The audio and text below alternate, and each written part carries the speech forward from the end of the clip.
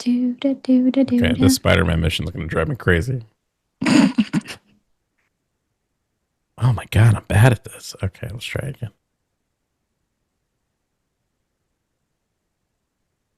You're on in 3, 2, 1. All right. There's supposed to be like this kind of intro, and I can't say I'm the best at that. So, hi guys. You didn't even attempt. No, I did didn't not. even try. Yeah, I'm not. I just said didn't before we started. Sorry, before we started, didn't I just say I was not good at this? I feel think like given you've been, how long have you been here now? Like almost a year. November will be a year. Yeah. Yeah, I feel like you should get a little better. I should get a little better. I need. I'm gonna work on something. I don't know what it is, but I'm going to figure something out to not just be like jump right in. I'm also bad at pleasantries, Jovan. Like I'll just be like jump right into an argument instead of saying, "Hey, how are you?" Like, "Oh, hi. Yeah, I'm on your channel." And then I'm just like, "Yeah, boy." Low-key, same. Bubbles. Okay. I'll do it, but I'm always like delayed on it. No, I'm just like, let's just get into the meat and potatoes, you know? Yeah.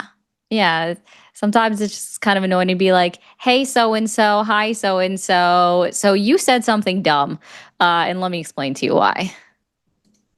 Because I feel like that's how that mostly goes. Is like, you said something dumb. I want to head chat off on this before we begin. Listen, I am here, but today I'm Ari's emotional support black friend. Oh. And I am just here in the background to provide emotional support. I'm dying, and I don't die. I don't know how much longer I have on this plane. He means in the next 3 hours. Did you hear about the DSA candidate in Florida? Which one? Yeah. I know most of the. Oh gosh, hold on. I think I know who they're talking about. I might be able to find their name real quick. Well, why don't I just go to Google? DSA candidate, Florida. It's obviously for the House. Oh, they lost. Yeah, they were running against Moskowitz. Yeah. I mean, Florida guys. Did we? Oliver Larkin. Yeah. Did you really expect that? Even blue, like even the Democrats in Florida are going to be further to the right than the actual party as it is already being center left. So they're firmly in the right in Florida, with a few handful of exceptions. Like, are you kidding me? They're choosing someone, right? The Democratic candidate for governor of Florida is a former Republican. So that's how well Florida is doing, with choices and Democrats and all that good jazz. Angie Nixon won their primary. Angie Nixon, friend on the show. I've had them on they've been in this office. They joined me for a stream one time.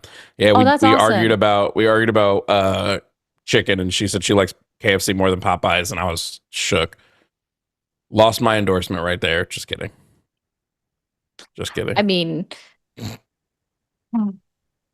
so my issue was because I wanted to get her up on mine as well, because she recently spoke to Amanda. But apparently the person that I was in communication with originally, after I I messaged her personally on TikTok, they left the campaign. So they basically lost access to the email. And when we asked her about it as a follow-up, she was like, send another one. And we did, and then never just heard back. So we got sent to no man's land. It's all good, though. I will happily vote for her come November. Oh, that's right, because we're in Florida. Yeah. Yeah. Yeah. We're in Florida. Basically, I just think timing didn't match up for her, and that's cool. If she had come to my district, sorry, I shouldn't say that. I'm sure she came to my district, but she didn't come to my area. She was in one of the other counties. So. Florida. Yeah. Yo, what's the phone number for them to call in, Ari? You haven't told them the phone number. 336-523-2101. For any Republicans, conservatives, that wasn't right. MAGA, 336-543-2101. There you go. Oh, I think I left out a 0, or I left out the you 01. You switched the 4 for a 2. That makes sense. I don't even know how I got that, but that's okay. Oh my gosh. Is there a DSA candidate in Georgia? No, I don't think you have any DSA candidates in Georgia that won their primaries. It's okay. So, yes, it was real that Randy Fine got caught on someone's doorbell camera going through their mailbox and then putting a flyer. So he committed 2 federal offenses with that, actually. Are you guys aware that if you're neighbors with someone, you can't put a piece of mail in someone's mailbox? It has to go through USPS. You can't just stick it in their mailbox. What? Yeah, that's actually a crime. Guys, don't just stick anything in somebody's mailbox. It's not that doesn't actually feel like allowed. A crime. Apparently it is. Federal? Yeah. It's all about mail tampering. Let me see if I can. The door, yes, I believe. To put mail in someone's mailbox. Holy shit. Yeah. It is illegal to place unstamped, non-postage items into a mailbox. Yep. It has to go through USPS. Oh, wait, but if it's stamped and postage, then it wouldn't be illegal. Oh, yeah. Okay. So make sure you use your forever. Use your old stamps that no longer work for the people that didn't buy forever stamps. Is that 18-1702 or 18-1725? 18-725. Okay. Yeah. It's a whole thing, guys. So don't do that. So yeah, he committed 2 felonies, but still won his primary. Yes. Oh shit! Did Fishback lose or Fish? Oh yeah. Daniels won. Shit rock. Byron floored, took it away. So Donald's. That's so funny. I hate that motherfucker. Andrew, you just don't put it in their mailbox. Put it on their door. Just don't put it in their mailbox. You can circumvent that. Just don't put it in their mailbox. That's one of those super stupid rules. Super niche. Yeah. Super niche. And oh no, both of those are illegal, Bowie. So they said, I thought you meant getting my neighbor's mail and putting in their mailbox was illegal. That's also, yeah, you're not supposed to mess with someone else's mailbox, point blank, period. Put it in their door. Again, super niche. I don't think anybody actually knows that. I didn't know about it until this morning when the video came out and I watched it and found the law on it. It's like, oh yeah, don't do that. It's a very weird thing. So guys, what prompts do we have? Hopefully when I click on this, it doesn't lag me out like it did to you last time. Yep. Oh yeah, that was weird. It was. I seem to be okay for the moment. Okay. Conservatives can't solve anything. Still agreed. Capitalism has failed. MAGA hates women. TDS is real and MAGA has it. Conservatives can't work. Oh, conservatism can't work. I read that as conservatives. I mean, I agree with that too. I got a calls today using the conservatives have no solutions prompt. They actually really wanted to call and talk about that. Yeah. But you got to preface that it's you got to preface that it's no solutions for that benefit modern Americans. You can't just be no solutions period, because they're well, ICE is a solution for undocumented immigrants. That is true. And it's they do saying things like that. Yeah. Sorry, I glitched out in the middle of that. Oh, that's fair. Yeah, glitch out all you need to. So brain don't work. My mail lady got angry when Amazon was putting their small packages in the mailbox. Big no. Yeah, that's what we're saying. Well, technically that shouldn't be a problem because that has postage. Yeah,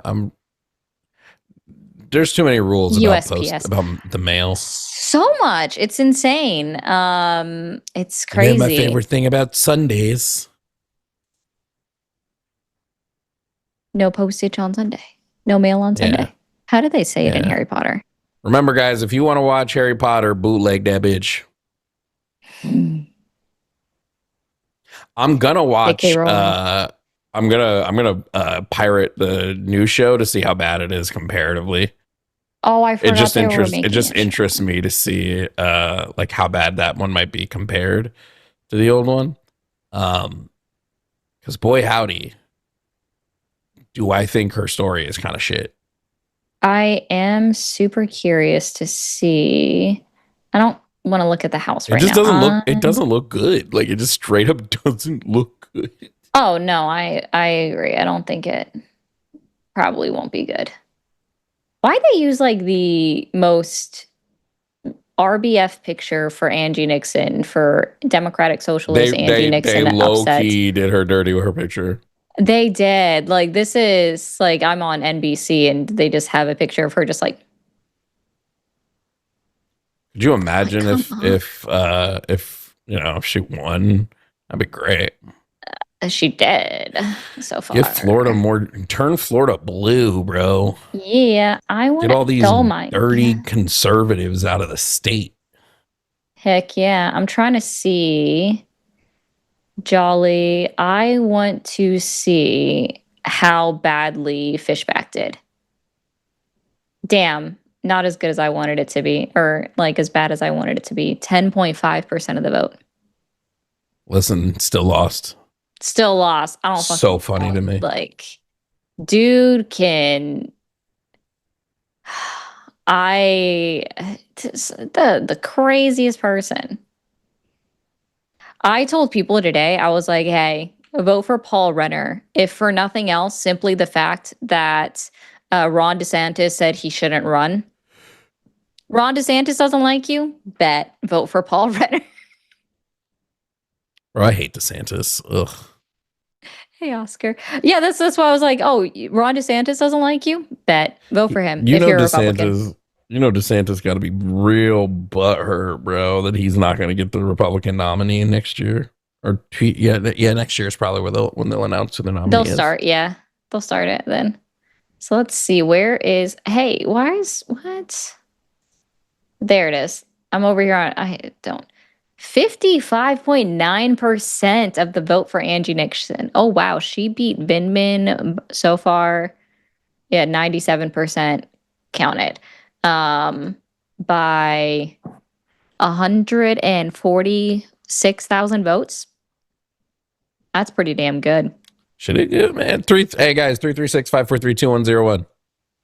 Sorry, I'm gonna just keep repeating the number until you guys pick up the phone and tell us why conservative. Why should we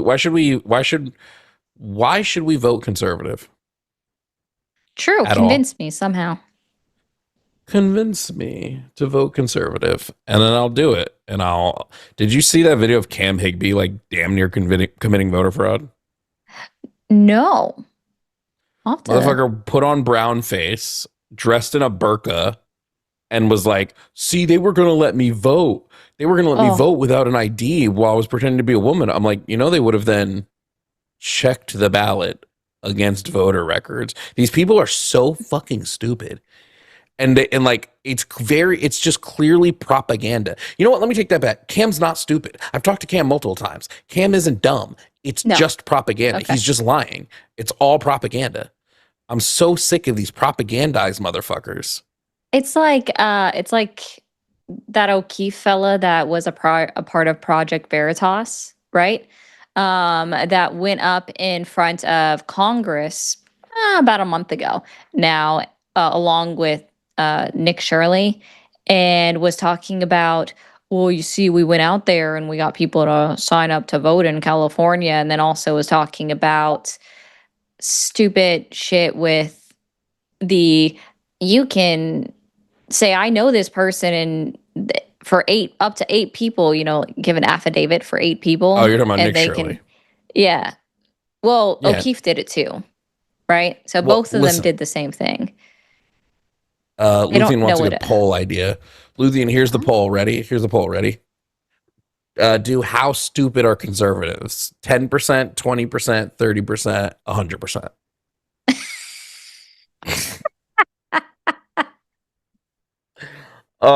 No, I can't handle like the amount of propaganda that's coming out of the right now. It's insane. Like, especially on they know voter fraud is so minimal. Like I don't even know what we're doing. Like, they just don't care. And then we need the same act. America's falling apart without the same act, guys. What are we doing? We need the same act. Stupid. What I find funny, and this is because the video came up on my FYP today from someone that he's funny, but if you guys remember this, right? And this is a hypocrisy really kind of on both sides. Except the left has always said that there are always going to be people that break the law, right? And we just try to limit that number, right? TBH though, when it comes to voter fraud, not really.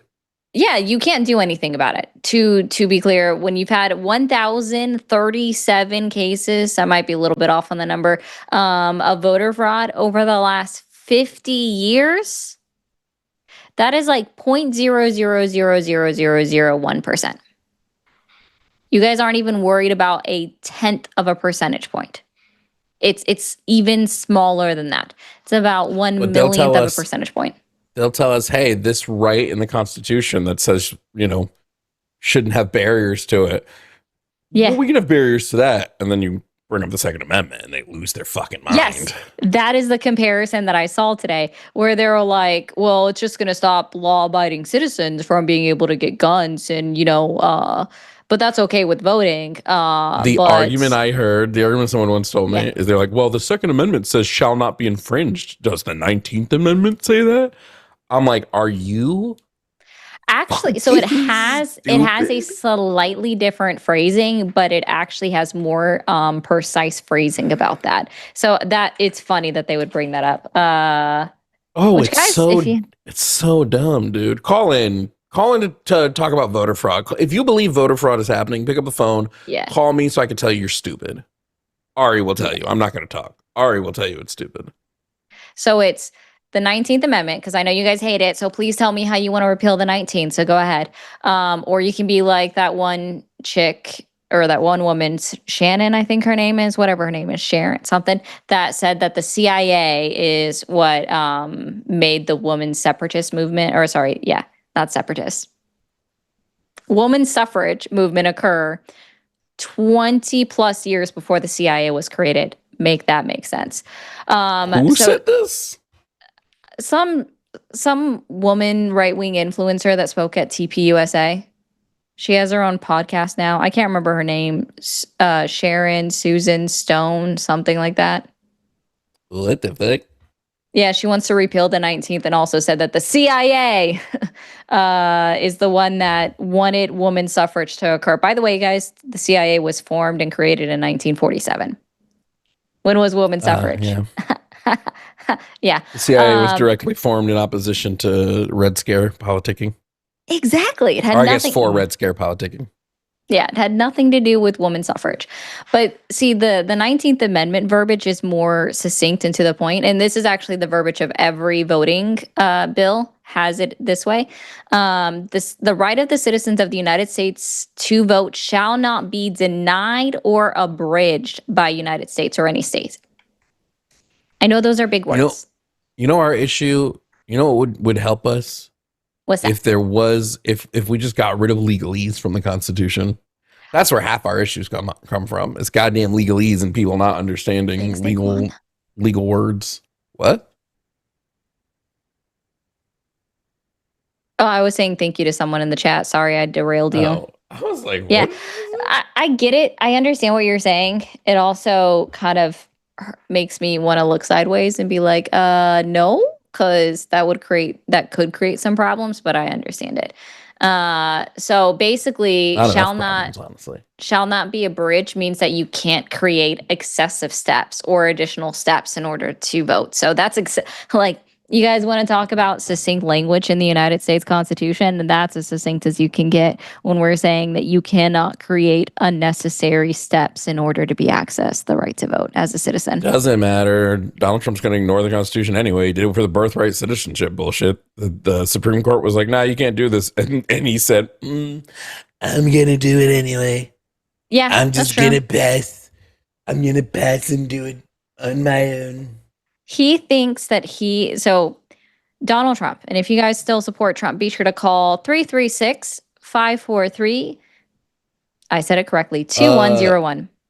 Luthien, did we lose you in the call-in screener? Is Luthien here? I'm here. Are you in call-in studio? Oh, looks like my thing lost internet. One sec. Oh, I was going to say, because there is somebody waiting in the screen who's not been screened yet. And I was like, what's taking screening so long? Yeah. That makes sense. Oh, yeah. I just clicked into call in studio. You're not even, yeah. It kicked you out. Yeah, that's also, someone also said it would topple the precedent. Sorry, I hate those two words. Jenga tower to reward all of the Constitution. That's a funny way of putting it. Yeah. I say topple any precedent you can get your hands on. Do it. Yeah. Yeah. Also, guys, if you're a friendly, please don't call in. Yeah, love y'all, but yeah, I ain't trying to talk. I'm too tired to talk to friendlies tonight. Yeah, only call in if you have direct opposition. Yeah, I'm good talking to Republicans, conservatives, MAGA. Change my mind. Tell when we get all the way up there, you'll at least have somewhere around 2,000 people watching between all of the chats. Convinced somebody out of the 2,000 people, we'll say 1,500 are all on the left, convince them why they should vote Republican. Tell us why we should vote for that red person. That R next to the ballot. Though a lot of problems would just be solved if we removed the R. I just realized who's calling. The first call is the crybaby they called my stream earlier today. Oh, that's funny. That's going to be fun to listen to. Crybaby ass. I was in the middle of I'm talking to him and he kept trying to like overtalk me and control the conversation. I was like, you're going to do that. Like, I'm just going to move on. He's like, so move on then. I was like, okay. And I hung up. All right, bet. Bye. They really don't get it. They really don't get it. They just don't understand so many things. I'm gonna have fun with that one, and then I'll shut up and let you take it. All right, cool. Motherfuckers like that. He's calling so many times too. They do it. It's kind of like they have a shame kick, bro. The number of people that we talk to on a regular, like that have called in so many times that we just know them by number or their talking point. It's just like, oh, okay. And they try to change it up every once in a while, and it just doesn't work all the time. Okay, well, we will, Austin, huh? Okay. Well, guys, right before we take this caller, I do just want to remind you, if you are conservative, you are Republican, you are MAGA, you are the demographic of individuals that we are looking to have a conversation with. Tell me what conservative solution you have to fix a lot of the issues that are occurring within the United States, like housing. What conservative solution do you have for health insurance? What conservative solution do you have for the wage gap, if you have any? And stick on that one, the conservative solution for these things. Call and tell me, convince me why. If you want to be slightly misogynist, you can call in too. Tell me why you believe that I know why you want the 14th Amendment repealed, but tell me why you think the 19th Amendment should be repealed.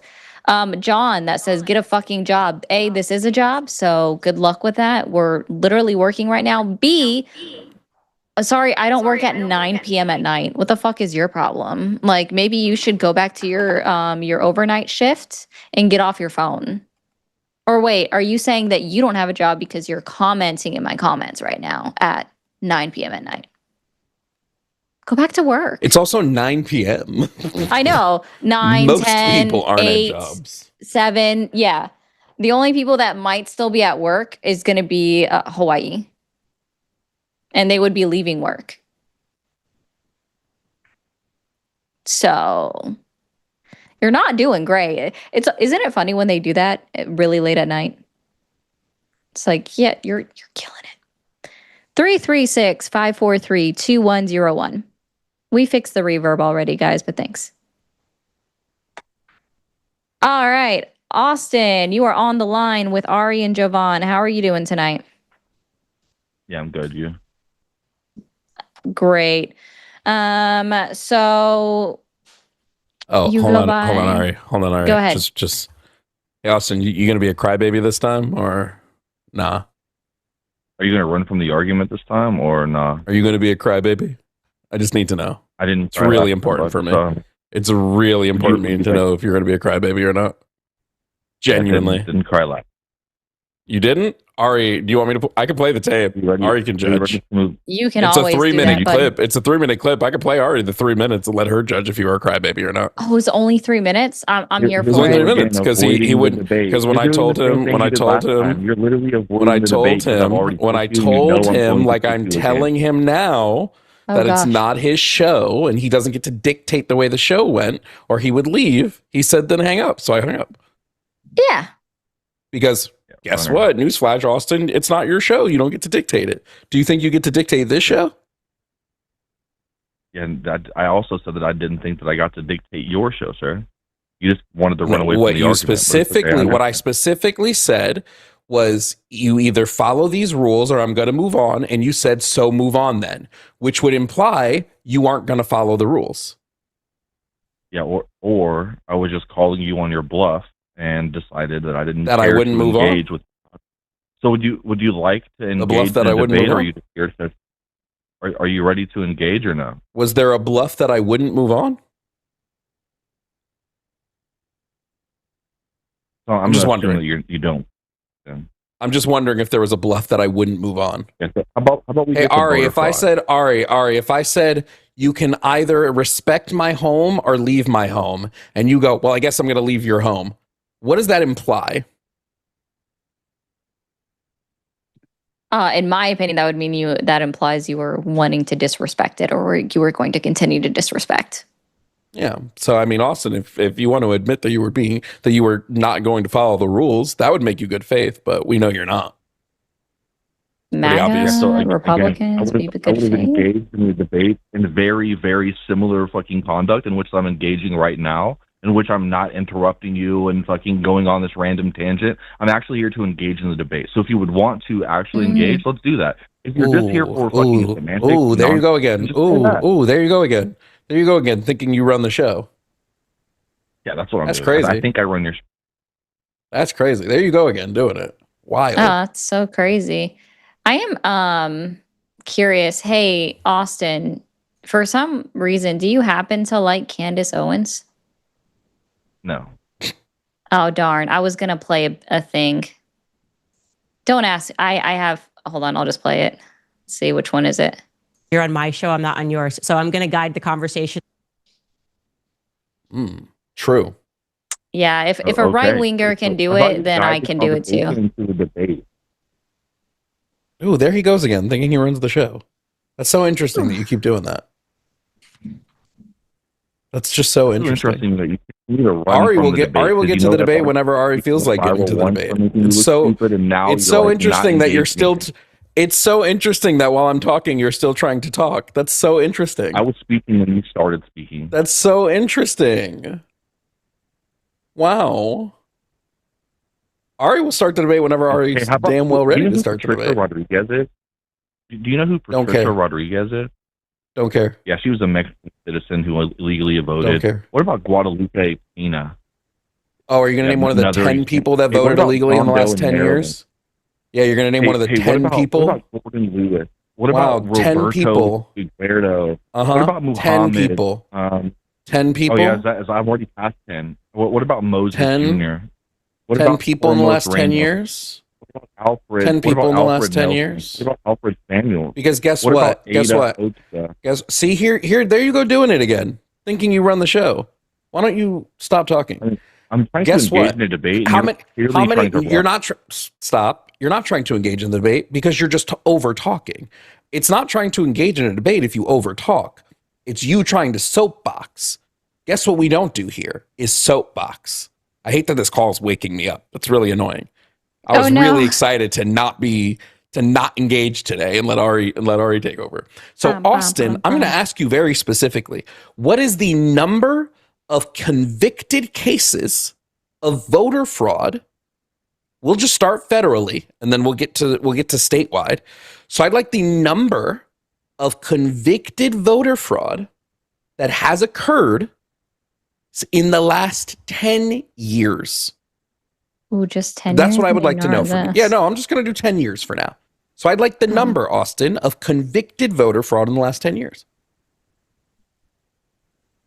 Yeah, so it's funny. So we're going to start with the number 1,620. Okay, that's the proven election fraud cases over the past 10 years. 848 criminal and that's not true. That's not true at all. Cases yeah, I'm reading it right now. Yeah, the Heritage in 10 years. I'm reading it right now. 938 convictions. Oh, this is the best part. This is the best part. He misread his own source. He did. He misread his own source. That was That's fucking hilarious. You misread your source. Muted. You misread your source. You quite literally misread it. The Heritage Foundation election fraud map is not convictions. It does not track convictions. Doesn't do it. What it tracks is cases.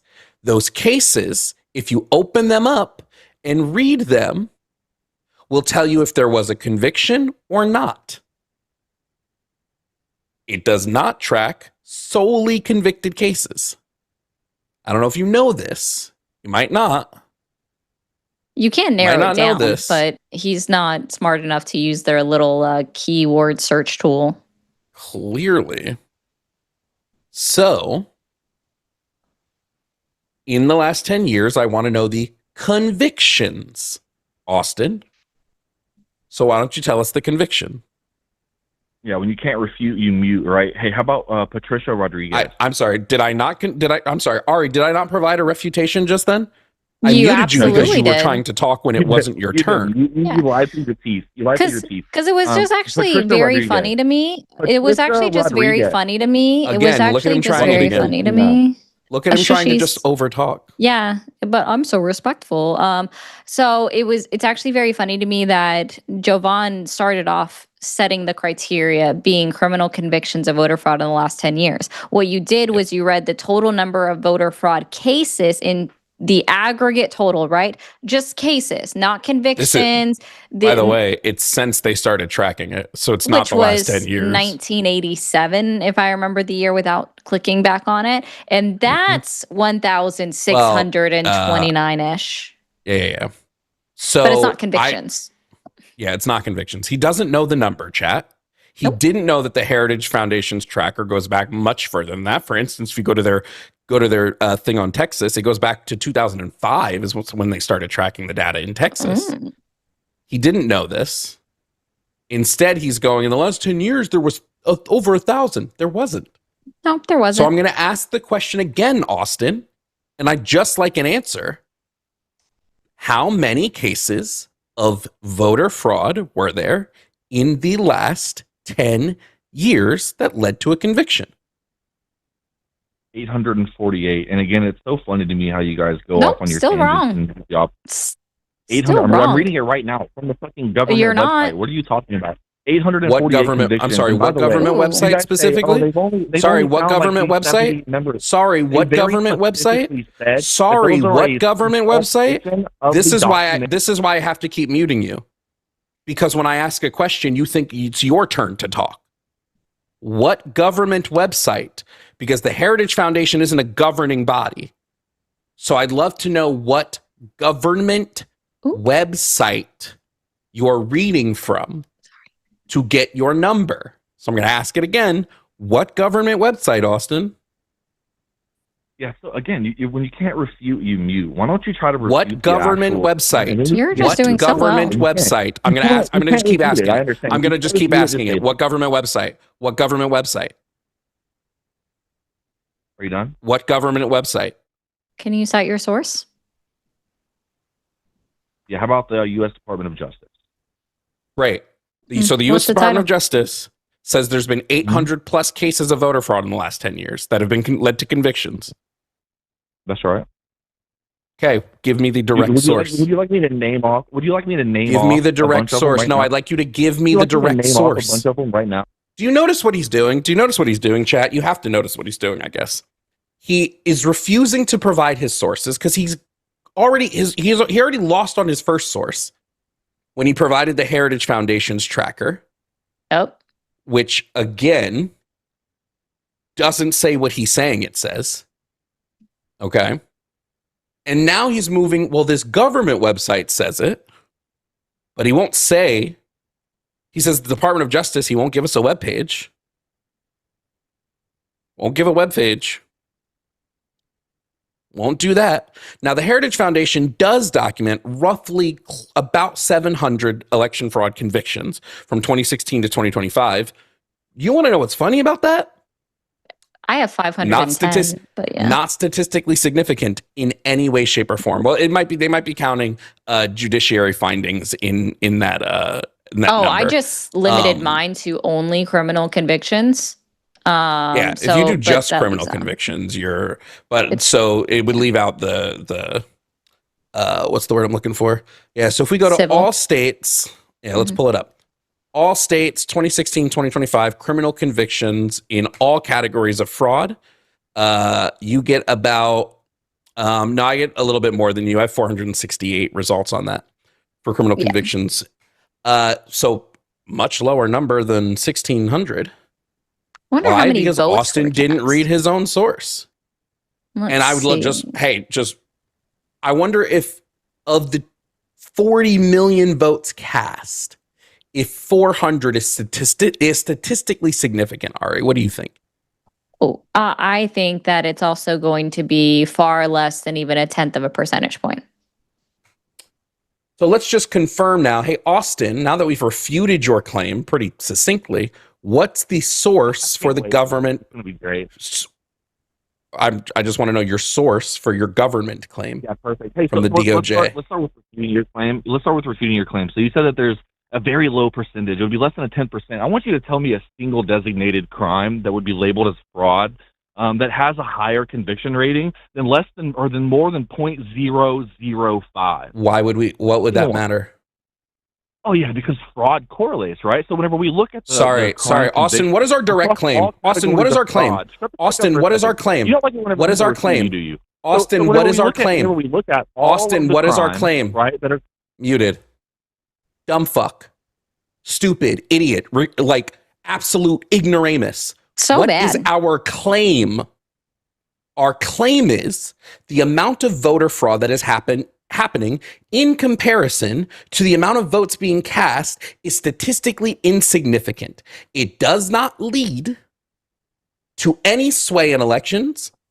Quite literally, no evidence has been found that fraudulent votes have had any potential swing on elections.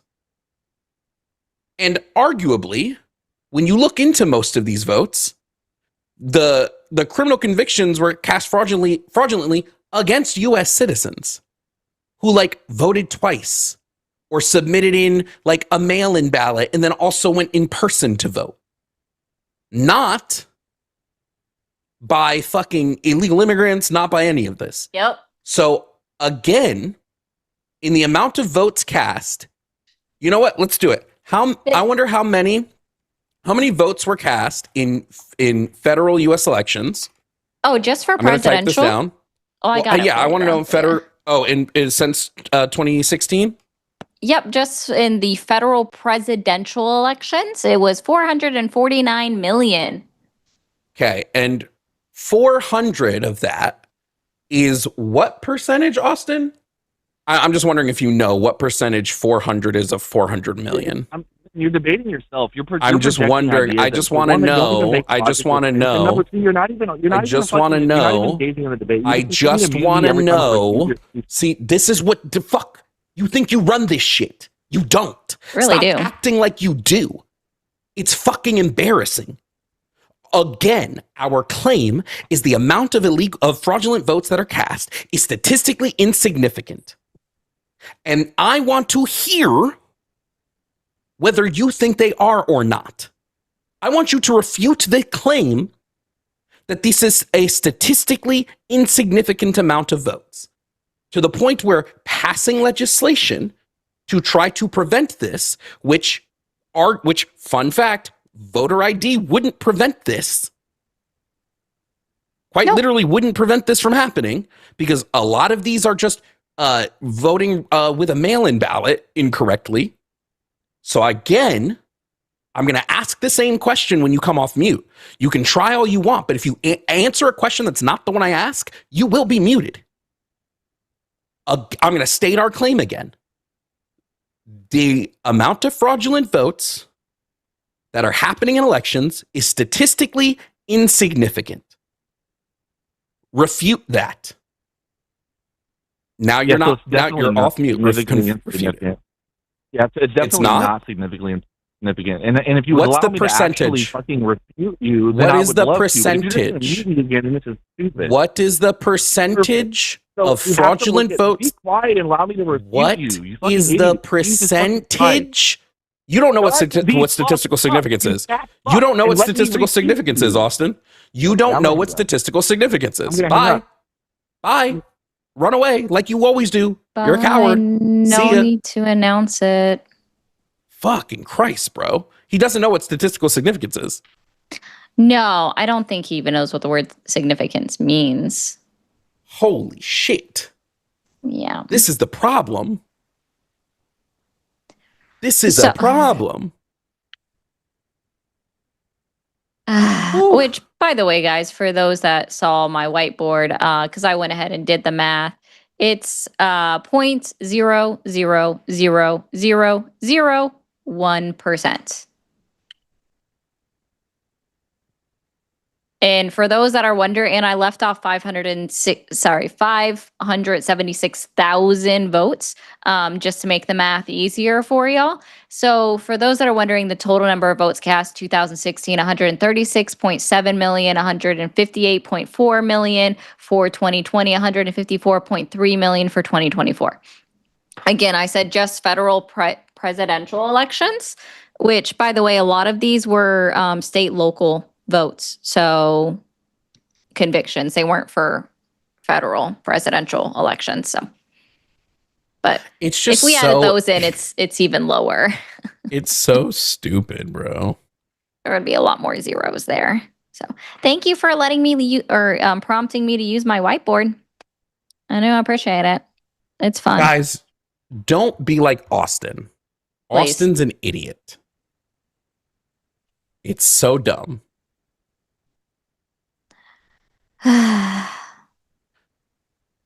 Anyway, I like the auto screen on that one. That's kind of funny.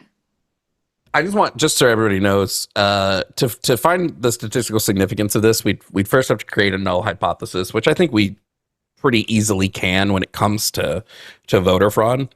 Because the null hypothesis would just be if the true rate of fraudulent votes is greater than a negligible threshold. The answer is no. It just like isn't. There's less than 0.01% of fraudulent votes happening. That is fucking wiping the board. The amount of fraudulent votes is completely insufficient to change election results. So it is quite literally a conservative talking point. And the reason he just wants to rattle off names is because it makes it sound. Do you think he clicked on any of those names that he read? Do you think he clicked on any of them to read what their cases were? He didn't. And the best part is I try to find just a baseline Department of Justice voter fraud cases, and there is none. So they don't have, the Department of Justice doesn't have a database for it. You have like Jerry Foster. I don't remember if that's one of the names he listed, but Jerry Foster was convicted in Florida of voting. This is again from the Heritage Sites website because he was a convicted felon who tried to vote. Wow, that's so like look at all these convicted felons out here voting for Democrats. Also, we don't know who these people voted for at all. James Hope was convicted for false registration. because he provided false documents when he was registering, because he did that. None of these, again, swayed any election. And this is going all the way back again to 2016. When I use the Heritage Sites website, when I put 2016 to 2025, and I do criminal convictions, all categories, all subcategories, you get 468 results. 468 in 10 years. Yeah, we definitely need to pass comprehensive voter fucking fraud measures. It's fucking stupid. Yeah, he was just naming people that have been listed on the Department of Justice as having committed voter fraud. Just if you search it up. So I think he might have said this, Carlos. He didn't actually read his, but yeah, he didn't actually read his thing, because I asked him what it was in 10 years, and he goes 1,600, which means all he did was he Googled, and the first link he said was there were 1,600 on this in this entire document, or this entire database from the Heritage Foundation, not 1,600 in the last 10 years, like I said. Anyway, we can do whatever call you want to do next. I'm slightly more awake. Yeah, you're good. I was still trying to click on this. Yeah, this, and even the election integrity page on the justice.gov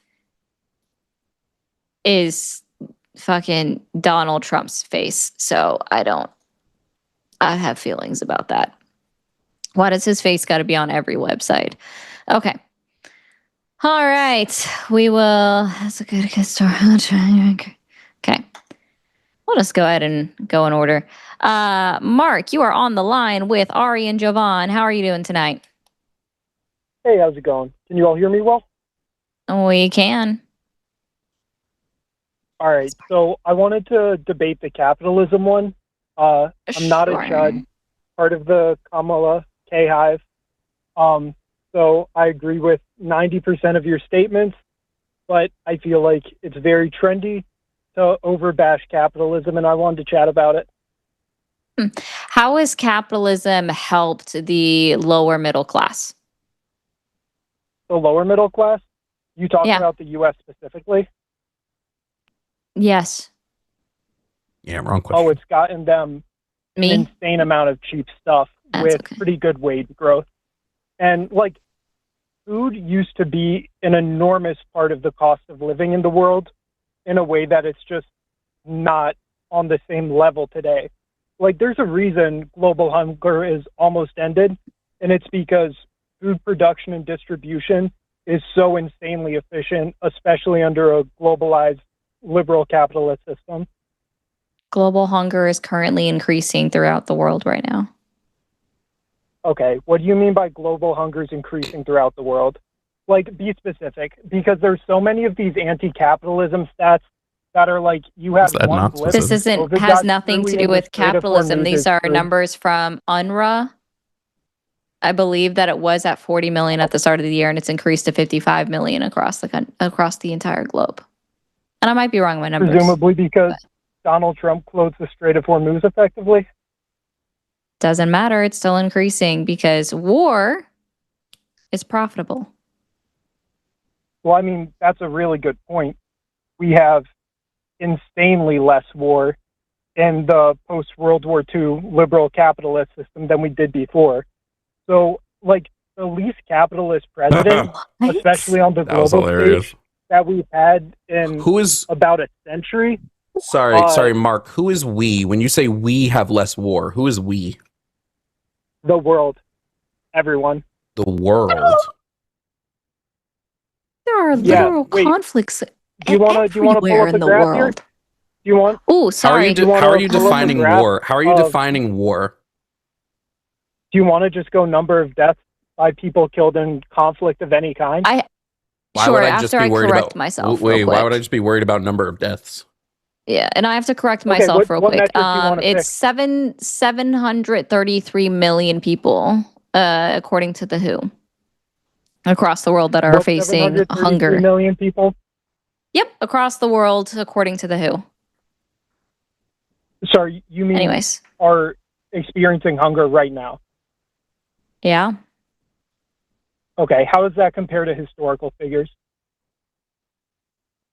Well, Ari didn't make a claim How does about it that compared to compare to historical a figures. pre-World War II world? Hold on. Ari I didn't make that claim. Her claim was just that it's increasing currently. It is. Okay, so which it makes sense because maybe it's I increasing misunderstood along you. with the You're lines of our attributing that to population increase. capitalism, right?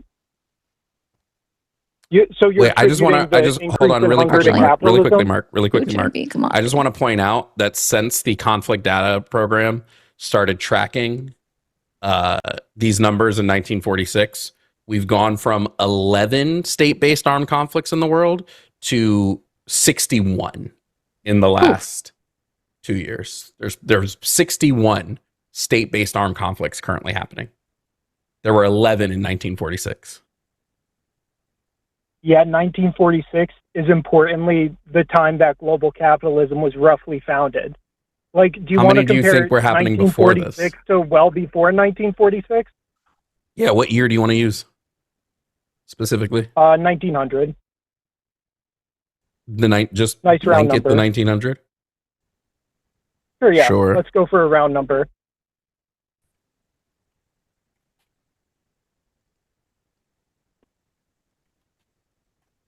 Let's find out.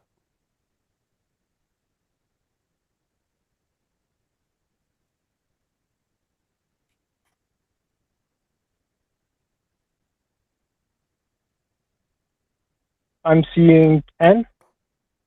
Based on modern definitions, we're looking at around less than 25. You're talking about just the year 1900, right? I'm showing an estimated 10 to 15. 2024 alone was 61. So I'm just wondering when this more violent period is going to start. Yeah. How about we Google people killed in conflict by year? Why would I just be worried about people killed? I like how the goalpost just shifts. I think it's a pretty bad part of war in my opinion, but if there's something you prefer wait, Mark. Yeah. Just because more people are just because less people are dying doesn't mean that they're not facing historically fucked up conditions from war. Right? Okay. Just because less people are dying in wars. That more people are experiencing bad conditions that aren't death. Well, if more people are experiencing war, then more people would be experiencing bad conditions, right? And are more people experiencing war? If we went from 15 state-based conflicts to 61? Yeah, that's insane. Counting conflicts is bullshit, though. Like, we live in a world where the goalpost moving is crazy right now. Well, no. I actually think moving the goalpost from something other than number of people dying in war is pretty fucking egregious. Number of people dying in war was never the goalpost. We live in a world that's not what our goalpost is. But also, okay, great. Let's do it. Hold on. On some random person. Wait, let's do it. Conflict tally, which won't have in 1900. Because you can't do that in 1900. Let's do it. Between 1900 and 1913, it's estimated 1 to 2 million people died from war-related deaths. Between 2000 and 2024, it's 5 to 10 million. 1946 to 1999 was 20 to 30 million. And now the goalpost is moving again. The goalpost is now moving again? Wait, okay. Yeah. Brother, this is embarrassing. No. You asked me for number of war-related deaths, and now that I've given you that, now you want to know the per population rate. All of you wonderful people, Google a graph of deaths in war over time. Make sure it goes back before 1900 or so. It's like the now most we've moved the goalpost again to to before 1900. The people dying in war. Yes, my goalpost. Mark, why do you keep moving the goalpost? Why do you keep moving the goalpost? It's starting to piss me off. I'm not going to lie to you. Wait, okay, what goalpost am I moving? What are a goalpost? You haven't even defined a goalpost. Great. When I say less people die in war, you say that in some magical way more people are affected by war. Mark, if I have to replay the tape, you're going to owe me $25. I just want you to know this. Replay the tape. If I have to replay the tape, you will owe me $25. The initial claim that was made in this was that Ari's claim is that, or I think it was Ari who said it originally, is that more people are experiencing negatives from war today than they used to. I proved that right by proving there was more state-based conflicts today than there were in the year you gave me to look at, which was 1900. You said that year. You said nice round number. This was the first part of the claim. You then moved the goalpost to deaths, not just people experiencing it, but deaths. I said, great, let's play the death game. Clear, stop. I don't know why you're speaking right now. I don't know why you're speaking right now. I don't know why you're speaking right now. I don't know why you're speaking right now. And if you continue to do it, I will mute you. Muted. If you try to talk over me, you're getting muted. I'll play the fucking tape. Like, truthfully, I don't mind it. You know what? Let's do it. Let's play the tape, Ari. I think we need to, because, geez, it makes me glad to What not are we be thinking? here. Like, how long has this call been going on? So I know how far to go back? About 10 minutes or so? 9 minutes and 12 seconds. Play So I would let's play the estimate go back tape. 6 minutes. Yeah, let's pull the initial claim, because I'm gonna lose my fucking mind at this guy right now.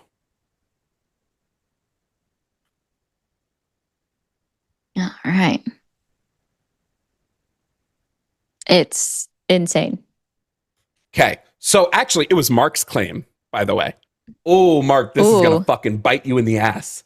Okay, Mark, I'm gonna unmute you so that this, Mark, you've been muted this whole time. I'm gonna unmute you now to bite you, so this bites you in the ass. Your claim that you made was that there's more war, not deaths. You said there is more war back then than there is now. Yep. That was the claim we were analyzing. You said specifically there's more war back then than there is now. I refuted that by proving that there was less armed conflicts, state armed conflicts back then than there is now. You then moved the goalpost from more war to more deaths. I refuted this using the timeline you gave me, which was the 1900s. You then moved the goalpost again to say, well, look, before the 1900s. So you have moved the goalpost twice, if not 3 times. Wait, am I muted right now? Because, see, the You're not original muted claim now. was about like world hunger on my Okay, thing. cool. So then Wait. it became war. I'll play the tape right now if you want to hear it. Do it. I want to hear it. So I didn't say, no, 1900's not a good year. Look before. I just told people to find graphs that cover the 1900s, which means they start before 1900s. You said don't look need to pretend before to be the 1900s. But it's okay. It's okay. Yeah. Absolutely. Mark, if Yeah, I'll said play the find whole a goddamn graph thing. that starts before the 1900s. This is... it's exactly what I just said. This is so fucking embarrassing. Here, let's listen to the tape. Let's listen to the tape. Just makes my life hilarious. Okay, wait, you want me to admit a fat L about Mark, stop talking. Sorry, Mark. Who is we? When we had a capitalist system than we did before. Here we go. Insanely less war. Ready? Well, I mean, that's a really good point. We have insanely less war in the post-World War II liberal capitalist system than we did before. Right. Ooh, We have definitely not my insanely voice. less war in the post-World War II capitalist system than we did before, was your claim. I refuted this claim and proved it incorrect. And instead of conceding, you moved the goalpost. Then you moved it again. Then you moved it again. Because you're a slimy little bitch who can't just admit, sorry, I was wrong. And what were we saying? The goalpost. Hold on, Mark. You ready? Mark, 1 second. Stop Wait, we for a can all second. come into agreement. It'll be Stop great. for a second. Stop for a second, Mark. Go Thank ahead. you. Thank you. So when we're talking about the goalpost, since apparently you needed an explanation of what we mean when we say a goal and a goalpost. So your original goal was your first claim. There is insanely less war right now than we had pre World War II, right? So that was the goal. We exceeded that goal, and then you shifted it to now to add on the number of deaths. So when we say that you've moved the goalpost, that's what we mean. We made it to your goal mark, and you didn't like the answer, so you added additional steps.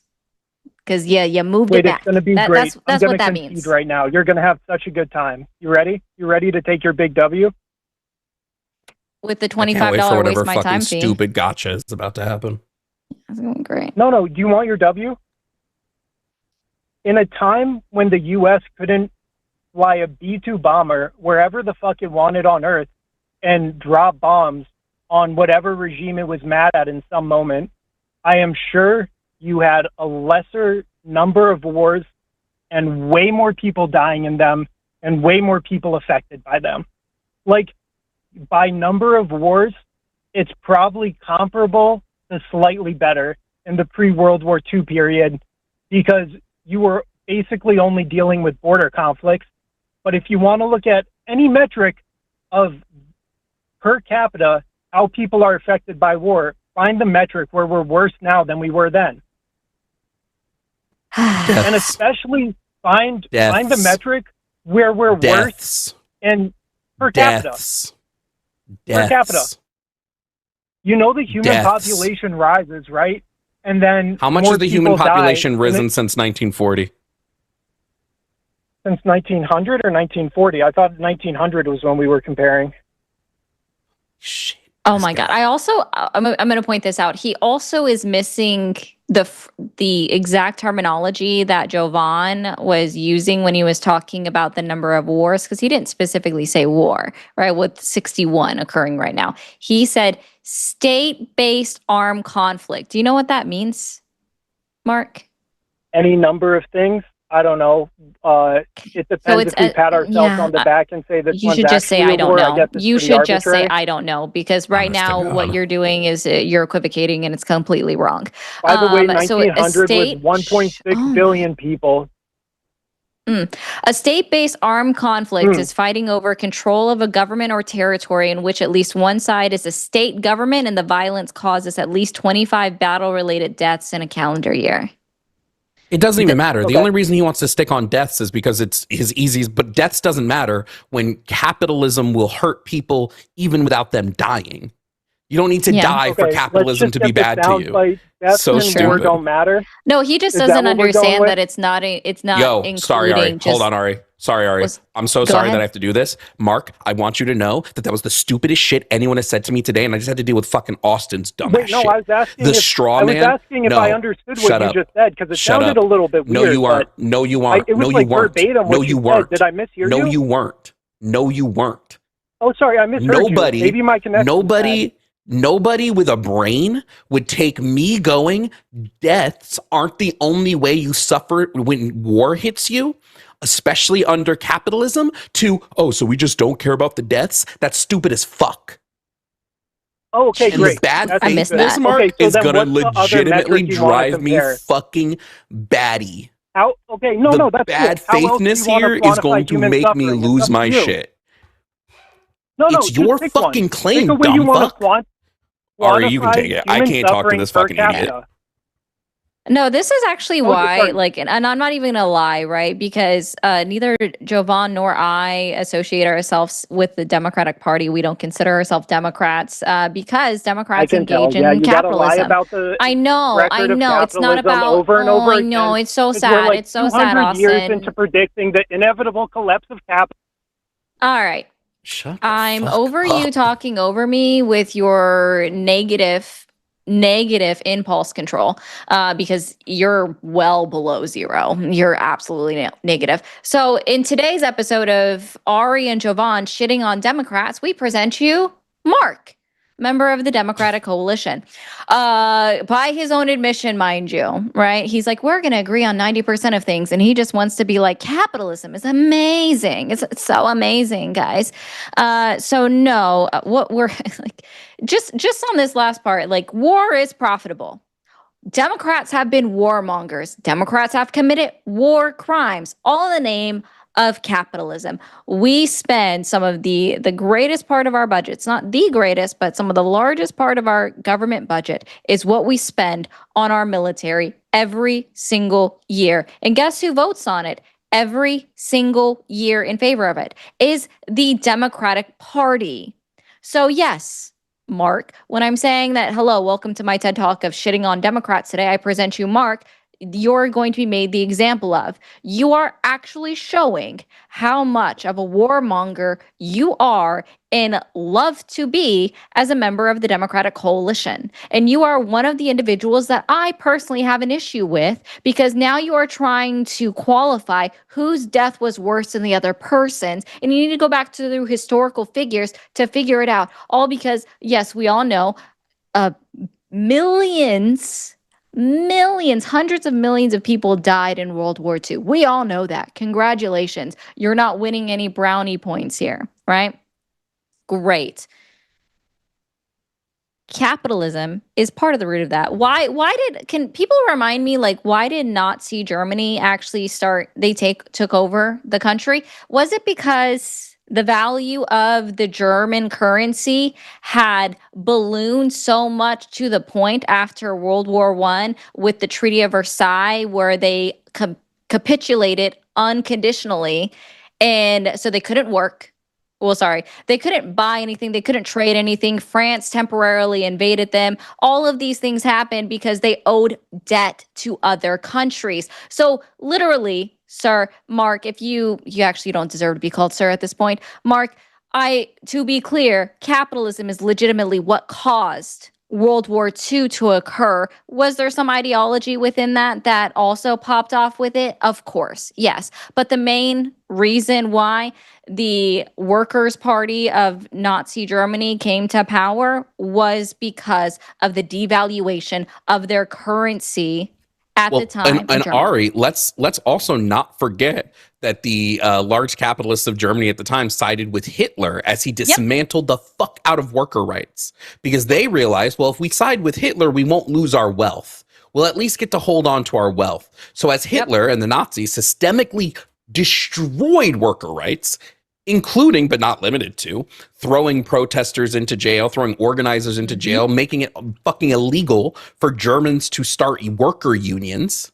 Yep. Because the best way fascism profits is by dismantling the rights of the labor force. But Mark would love us to believe that capitalism is such a beneficial system.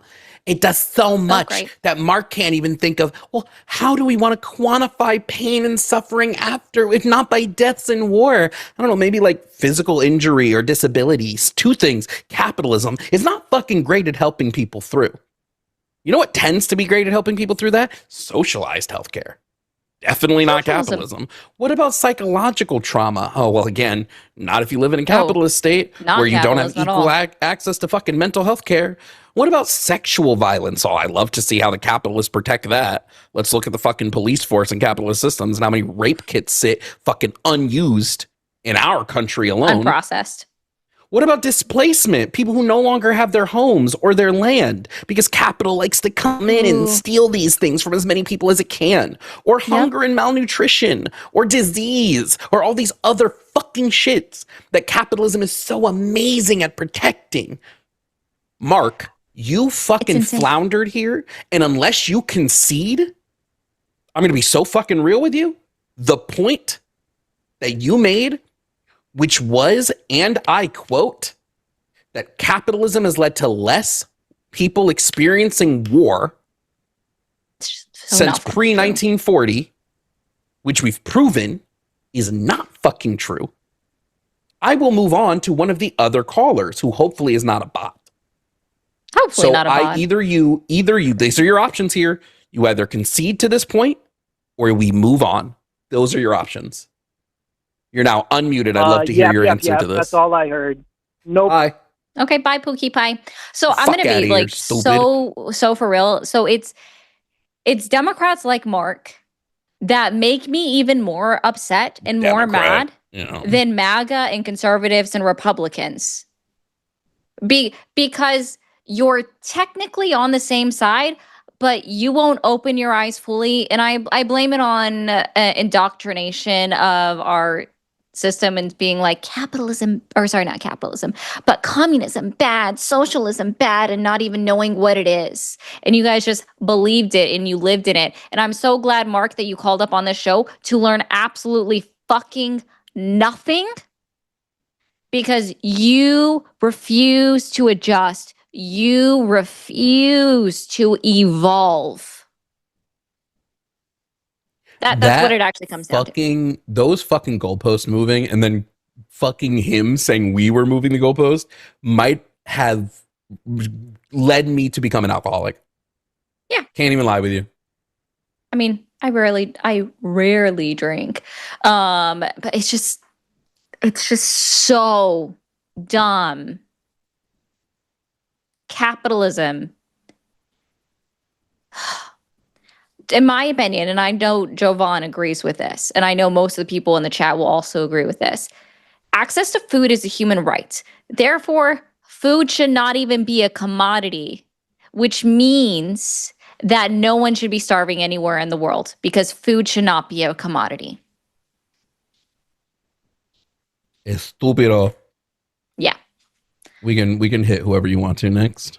Yeah, we'll see how this one goes. It's crazy how these last two calls woke me the fuck up, bro. They did. See, that's what always happens to Jimmy when he's like, I'm not feeling the best. So you're going to be handling most of it. And it's always somebody that, the way I always say, tickle my brain. And that's basically what just happened to you, is they tickled your brain and not in the way that woke you up to be like, I have opinions. I have very big feelings on this one, which are valid.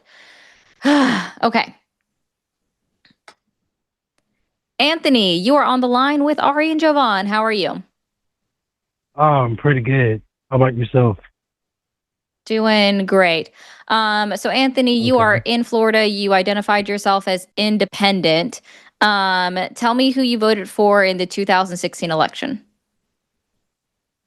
2000 what? 2016. I didn't vote at all. Okay, 2020, who did you vote for? I didn't vote at all either. Did you vote in 2024? Yes, I did. Who'd you vote for? Donald Trump. My first Why time didn't you voting, vote in by the way. Why'd you vote for Donald Trump? You really want to know the answer to that question, or are you gonna try to make me look stupid for answering it? Yes, we asked the question. Provide the answer. I just gotta be so honest about something real quick. Are you gonna try to make me look stupid? Anthony. Answering the question. What's up? Anthony. Nothing I say will make you look stupid. If you provide a stupid answer, that will make you look stupid. Okay, well, I can't make you look anything. I voted for Donald Trump because of the Butler incident. Woke me up. Because the what woke you up? The Butler incident woke me up. Oh, this is definitely a troll. Huh. Yeah, I have no idea what he's saying. So I'm not actually trolling. I'm being dead serious. The Butler situation woke me up. You're not living in reality. Okay. Mm-hmm. Oh wait, are you talking about Butler, Pennsylvania, where the wife of the deceased firefighter said that it was a setup? Wait, dead ass? I'm sorry. She did. Can you repeat that again? She said it. She believes it was a setup. That's crazy. Okay, that's just one. She said she believed it was staged. Wait, let's say it's not. Let's say it wasn't staged, right? Let's say it was real. Why would that make you vote for somebody? Yeah, that is just because I saw the truth. There's only one party that would have benefited from Donald Trump being dead. Yeah, the Republican Party. Yeah, they could have gotten so much more done. Because they all hate him. Because they all hate him. They hate. No, that's the perspective of a lot of Republicans in office who secretly lambaste Trump and they wish they didn't have to answer to him. Yeah, they do it all the time. Like it's out there. That's what I'm talking about. You live in the Lulu world. Oh, okay. I just would love to know. Hey, real quick, Anthony. Can you name me one Donald Trump policy that he's passed, either in his first term or second term, that positively affected middle-class America, like the average American? It positively affected them. Give me how it affected them and how there's a causality between the positive benefit and the policy. I can give you an incident that positively affected me. That you're not average Americans. What? What? When I'm saying I want how it affected like the average American, what I'm asking is give me the policy that benefited the most American people. Give me how it benefited. Like, I'm not worried about one thing that might have helped you, right? Sincerely. Trump's policies have technically benefited me because I make enough that his tax policies like are beneficial to me, right? Not beneficial because I pay for my, like, I'm self-employed, but like I don't care about that. How does it affect the majority of Americans? Okay, I really wasn't trying to debate. I was really trying to warn you guys, but I'll go ahead and answer your question. Try to warn us. I'll go ahead and answer your question. Okay. Mass deportation benefited all of us, actually. How specifically? Okay. All right. Let's say if an illegal immigrant commits a crime, and murders someone, we could have prevented that murder if we just deported them in the first place. What percentage of Americans have suffered based on crimes done by illegal immigrants? How about you tell me that, sir? It's your claim. I can claim whatever I want. How about you educate me? Holy shit. Oh my God. Is Mercury in retrograde? I think it's just reversing all the time now. How about this? I bring out the crazies apparently, so I'm sorry. I can prove it. How many illegal immigrants are in the country? Estimated in the country right now? 14.3 estimated. Pew Research. It's like between. It's not zero. It should be zero though. Why hasn't Trump gotten it to zero? It's because you guys are resisting. You're jumping on top of ICE cars, getting shot. Trump has control of the House. He has control of the Senate. Yeah. He has control of all three branches of government. ICE has been funded now more than it ever has been in the past.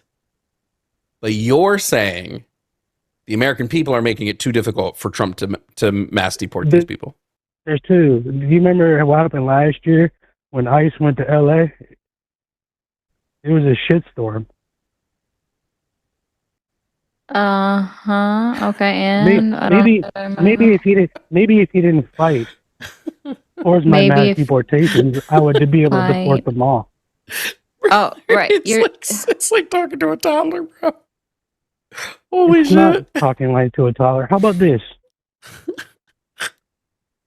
Who's really living in a delusional world? You believe when you believe that a man could be a woman. Here comes trans people. Yep. Here comes. Yeah, hey, how come you think about trans people so much, Anthony? So weird. Why are they on your brain 24/7? Do you want to know the reason why? Is this where you finally admit to the troll? It proves that you don't have the fundamentals. If you can't tell me that a man can't be a woman, then nothing that you say actually matters. Anthony, I promise you I know more. Anthony, I promise you that I have forgotten more about neurology, psychology, and sociology on this topic than you have ever learned. You don't want to go down this route with me. Then why can't you tell me a man can be a woman? I don't think men can be women. Stupido. Okay. But that's not the majority of what your party thinks. No, the majority of my party thinks the same thing that I do, that trans women are women. That doesn't mean we think men can be women. It's stupido. Anyways, that mute button is not going to save you. Eventually, you're going to have to take a giant-ass red pill. You want to bet? Haven't even been muted. You want to bet? Boom, look at that mute button saving us. How was your day, Ari? It's been great. Well, I mean, mostly. It was a monotonous day at work, so nothing really happened. I did a bunch of emails and putting together a desk, a very, very heavy desk. Putting together a desk? Yeah, not mine. It's for Chris. He got a new desk. Why didn't you put a desk together? Oh, no, I was helping. Because you were helping him. I thought you said like he made you put it. I was like, why is he making you put his desk together? No, not that bad. I mean, granted, like when I lived by myself, I put together all of my furniture by myself. So, there was that. Well, yeah, when you live by yourself, who else is going to do it? Well, I mean, I had family that was like 20 minutes away that I could have asked to help, but I just chose not to because. All right, let's see what this Uggo has now. All right, now what do you want, Ugo? The mute button seemed to save us. Hello? It saved my ears. Yeah, it seemed like the mute button did its job, Anthony. You said it wouldn't save us, but it seemed like it did. Hello? I know you want to control the narrative because you're the real authoritarian. Yeah, me muting you on my live is so authoritarian. Yep. Spell authoritarian. It is because you want to. It Spell does. You Spell it. You spell it for me. Spell it. You spell it for me. Because you Spell can't. it for me. Because you can't. No, you I don't can't know spell how to. authoritarian. I don't know how to spell it, but I know what a man Obviously. and a woman is. No W shit. concession. Define it. Define authoritarian. I have common sense. Define authoritarian. It's literally you. You. See? Define it. You're Go testing ahead. my intelligence. It's Yes, okay. because you're stupid. You Define control the authoritarian. You're gonna Define you're stupid. authoritarian. Define it. Just a fact. You tell Come on. me. Define it. I don't know. Come on. I You already used said the I word, don't dummy. know. We can You tell used the you word. don't know. So you said I used a don't word know. that you I already you said I used a don't know. word you didn't know the definition of? You tell me. That doesn't bother me. Damn. So it's That's so the it's difference- true. that's You the are difference stupid. between me and you. Hey Ari, do you think If you smart say people use so. words they don't know the definition of? Typically no. I will Ooh. preface that, but typically Ooh. no. They don't, do they? Great. Yeah, Hey, most doesn't people it- want to Anthony, look up the doesn't it- word Anthony, how before come they you use it. use how come you'd use words that you don't know the definition of? Stupido. Because I want to. How about that? You can't stop me I either. want you. You can't. Because you I can't want stop to, me and you either. can't You know- stop you know me. When? You want to know what's crazy? You When? want to know what's crazy? Oh You? my gosh. Y'all done? Wait, you ready? You ready? You ready? This is what you sound like right now. That's you. That is quite literally you right now. It's great. It's great. Uh-huh.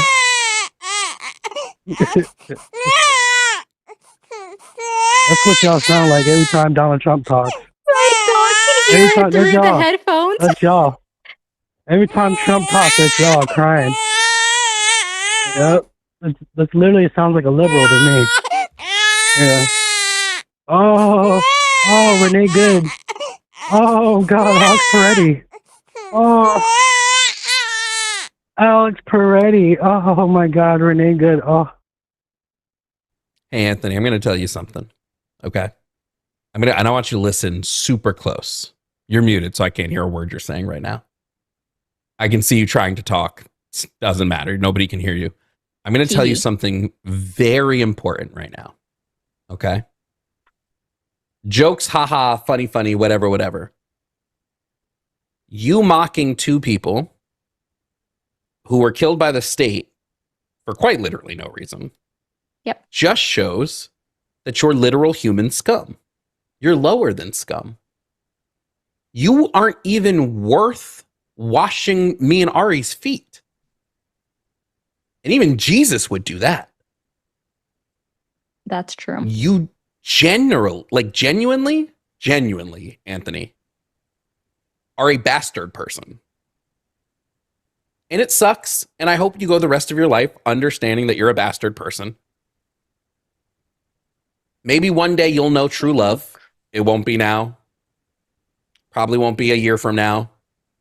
And when you're on your deathbed with no one to hold you, I hope you remember, well, I made fun of this mom who was killed brutally and her kids had to watch it. I made fun of this guy who quite literally did nothing illegal and he was killed by being shot in the back. Take that with you to the grave. Truthfully, take that with you to the grave. No one gives a fuck about you. Goodbye. You are the weakest link. Also, I will point out, because a lot of people in the chat are pointing it out, it sounded like he was really enjoying himself as if he were alone while listening to a baby crying.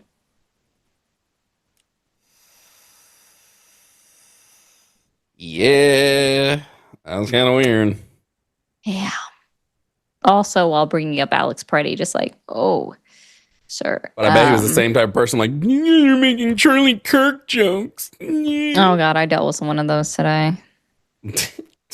Yeah, we got a lot of calls in queue, so hey, yo. take your pick. Holy, I did not expect to scroll and see so many. Yeah, it's been my. Conservatives real got their knickers in a twist tonight. Damn. Let's see. That sounds boring, honestly. All right. I guess I'm just going to be a whole Florida hater for a second. Real? Yeah. Caleb, you are on the line with Ari and Jovan. How are you? I'm doing great. How are you guys? Doing fantastic. He, him calling from Florida. Curiosity wants me to ask you, did you vote in your Florida primaries? No. Are you not registered as a Republican or a Democrat? I'm not sure what I'm registered as. I am registered. I'd have to check my voter card. Who would you, if you still had all of the candidates available for the Florida gubernatorial race, and trust me, I hate that word, but that's for the governor's seat, who would you have voted for if you still had all of the candidates that were available? I don't know any of the candidates that were available. Of course, that tracks. Who did you vote for in 2016?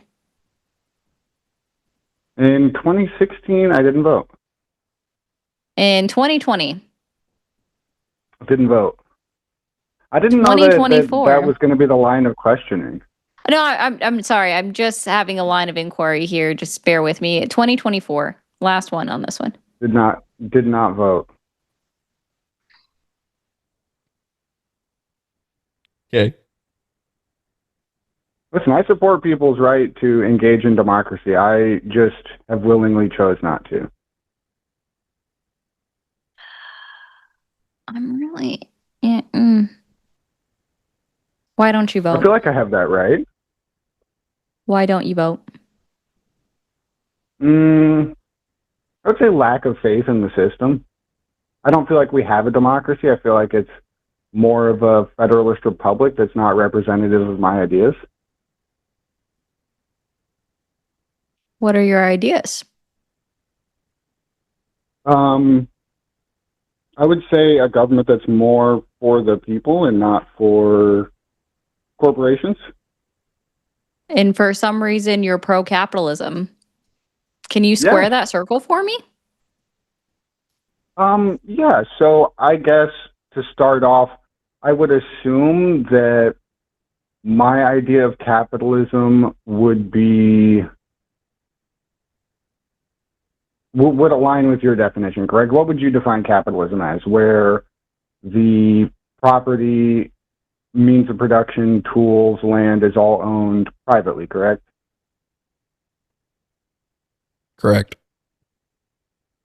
All right. Well, I feel like capitalism can still work in a society where we produce a surplus of goods to cover everybody's needs. And where we have a surplus, I feel like people that are well educated or driven or provide a surplus benefit to society can benefit more than people who don't.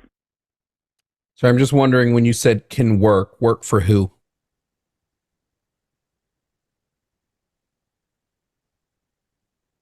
What do you mean? Work Just for like who work in the general specifically? sense of the word work? Yeah, but capitalism is a system that directly is tied into people. Right. So which people are we saying capitalism works for? I would say in a properly managed capitalist system, it would work for everybody. What is a properly managed capitalist system? Well, like I said, if we have a surplus of goods to supply everybody to meet their basic needs, then the people with, good education, good ideas, and providing a surplus of benefit to society should benefit more than people that are not making those same contributions. Wait, that sentence didn't make any sense, my friend. How should I? Because this is just that? Well, it's not about reclarifying. I'm asking you who it's working for, and you're saying, well, it's only going to work for these select people. It's going to work for people with good education. You're asking me who it works for currently? Yeah. Even in your good system, who's capitalism working for? Well, I just said everybody. I just said some people benefit more than others. Wait, do you think capitalism will benefit everybody though? Well, yeah. So if we're in a society where, as a whole, if you take the production of, just using the United States as an example, if we produce a surplus of food, a surplus of houses, if we have enough to feed everybody, clothe everybody, house everybody, if we produce a surplus, then that means that if we provide everybody a minimum, and the people that produce more benefit for society through science, medicine, innovations, stuff like that, the people that work hard and drive to improve society, they should benefit more than other people from the work that they put into society. So the United States currently does have a surplus, and people do not receive benefits from said surplus. Nope. So how do we? Oh yeah, how do we address that's a governmental this? problem. It's a governmental problem. Oh yes. In what way? In the way that the economy is not being managed properly. So capitalism, socialism, communism, these are... Okay, let's take let's take a direct example. Wait. Let's take a direct example. We have 600,000 to 700,000 houseless people in the United States currently. Yeah. We have a surplus of about 16 million homes. How should the government manage this resource better so that all these people who are houseless get homes?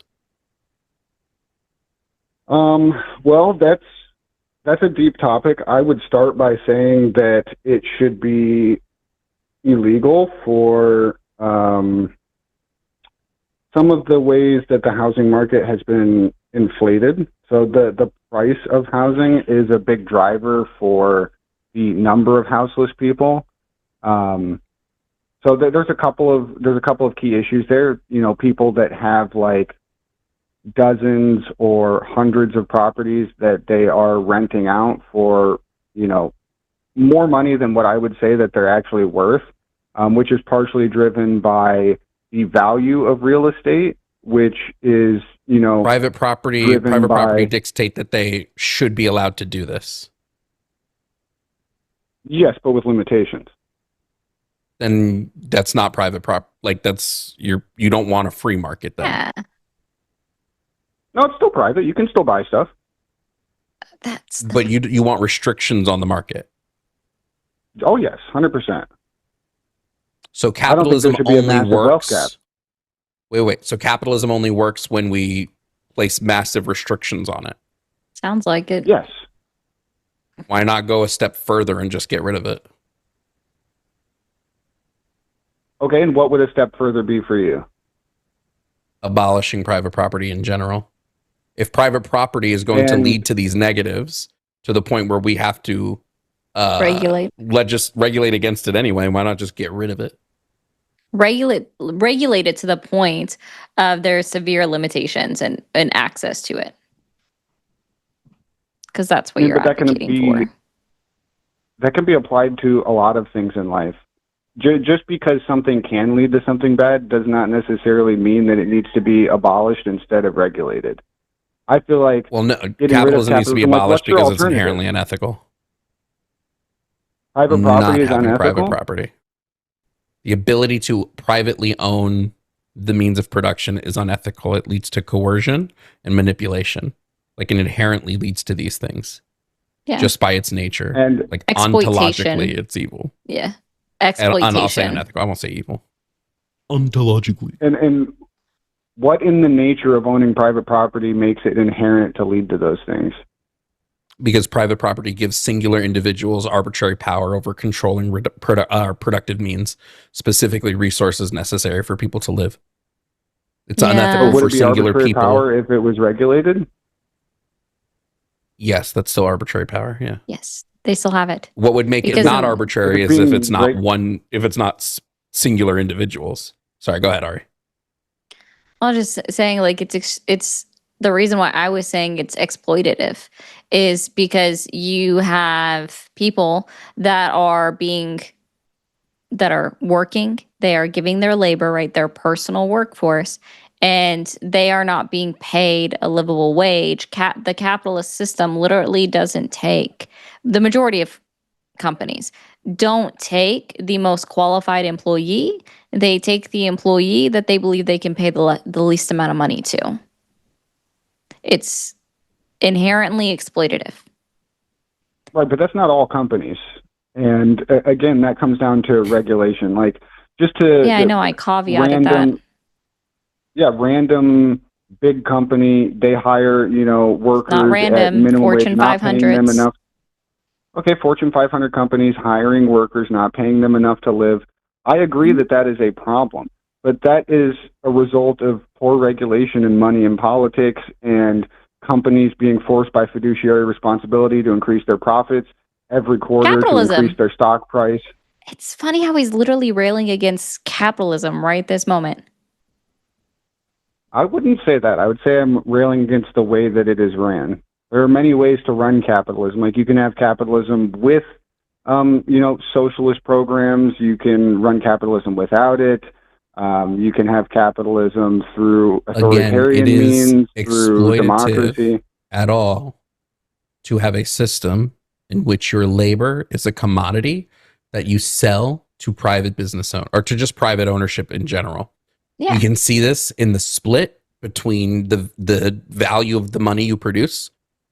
You only keep 58% of what is, and this is an estimate specifically from the BLS, Bureau of Labor Statistics, that when it comes to the dollar that is produced by the worker in the United States alone, only 58% of that goes back to the worker. You are inherently I think having your problem. labor stolen. That's capitalism. Like, quite literally. So that's the United States. I feel like you're confusing the state of things in our country with a fundamental idea. I feel like there is nowhere in the globe going on there. There's no single capitalist country in which the worker is receiving the full value of the labor they put in. It's not a single place in the world where that's happening. So let me counter that. What is your preferred economic system then? Bare minimum socialism. I do have a point here. But I don't know what that has to do with the Yeah. unethical nature Not of bare capitalism. minimum. What is your preferred? I mean, I'm a communist. I don't know what Ari is. Okay, so can you point to a Socialist. place in the world where, because you said there's no place in the world where there's a capitalist system, right, that you would consider beneficial to the working man. Can you point to a place where there is communism and it is beneficial? Where there's communism and it is. I feel like that's a convenient. I feel like that's a convenient answer. Why did Chile face a coup after they democratically elected Salvador Allende into office, who decided to start nationalizing stuff so he could get the money back into the Chilean pockets?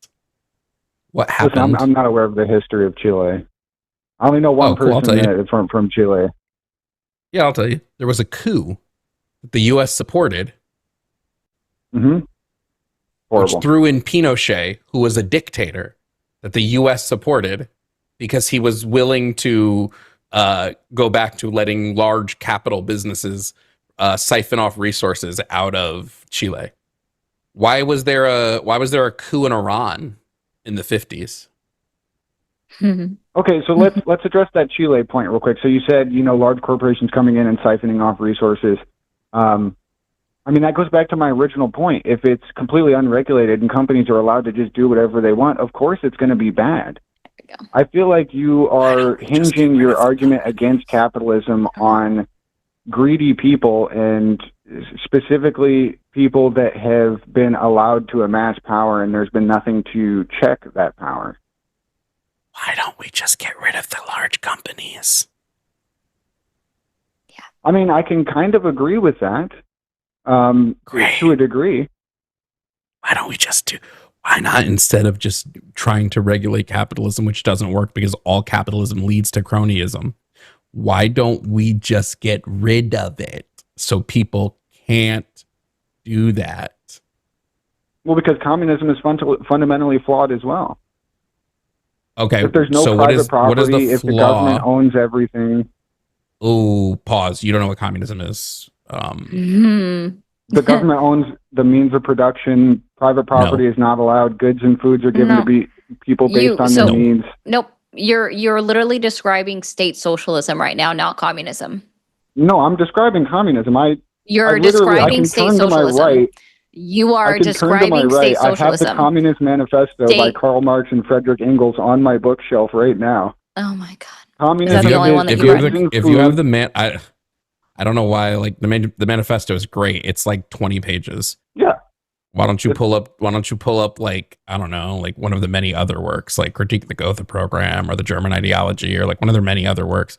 But if we're going to just talk about what communism is, quite literally, Engels describes it. A government of some sort, whether it's a republic or an authoritarian regime. There has to be some form of government to manage that system.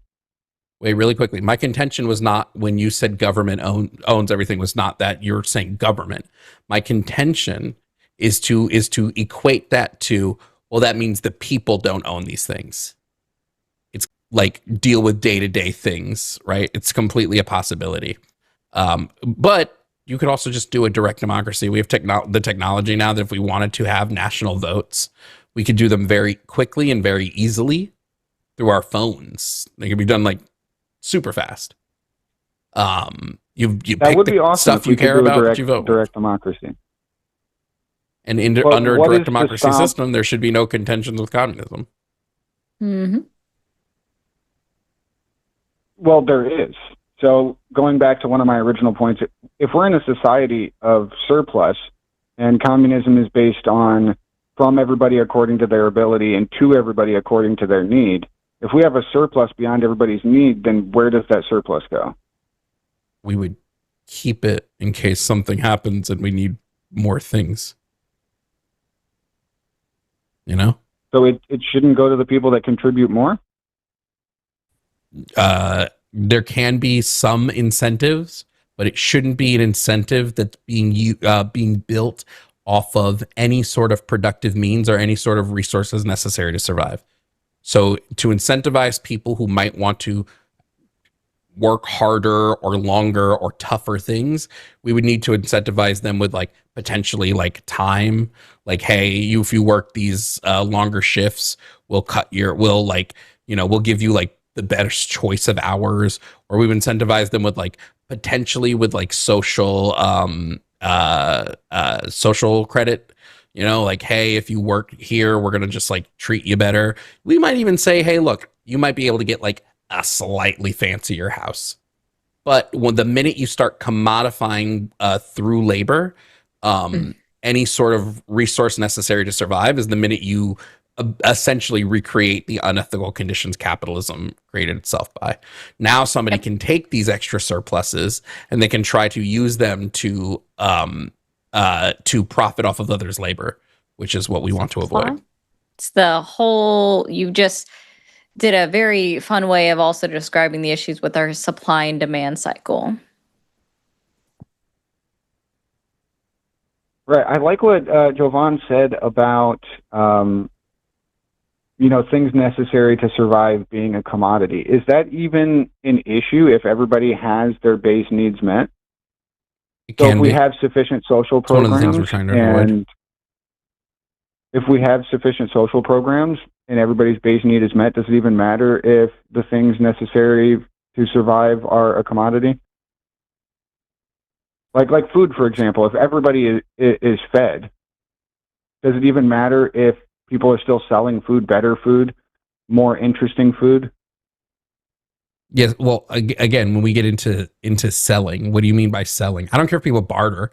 I don't care if somebody like, I baked a pie and I'll trade you my pie for like this fucking chair that you made because I really like this chair.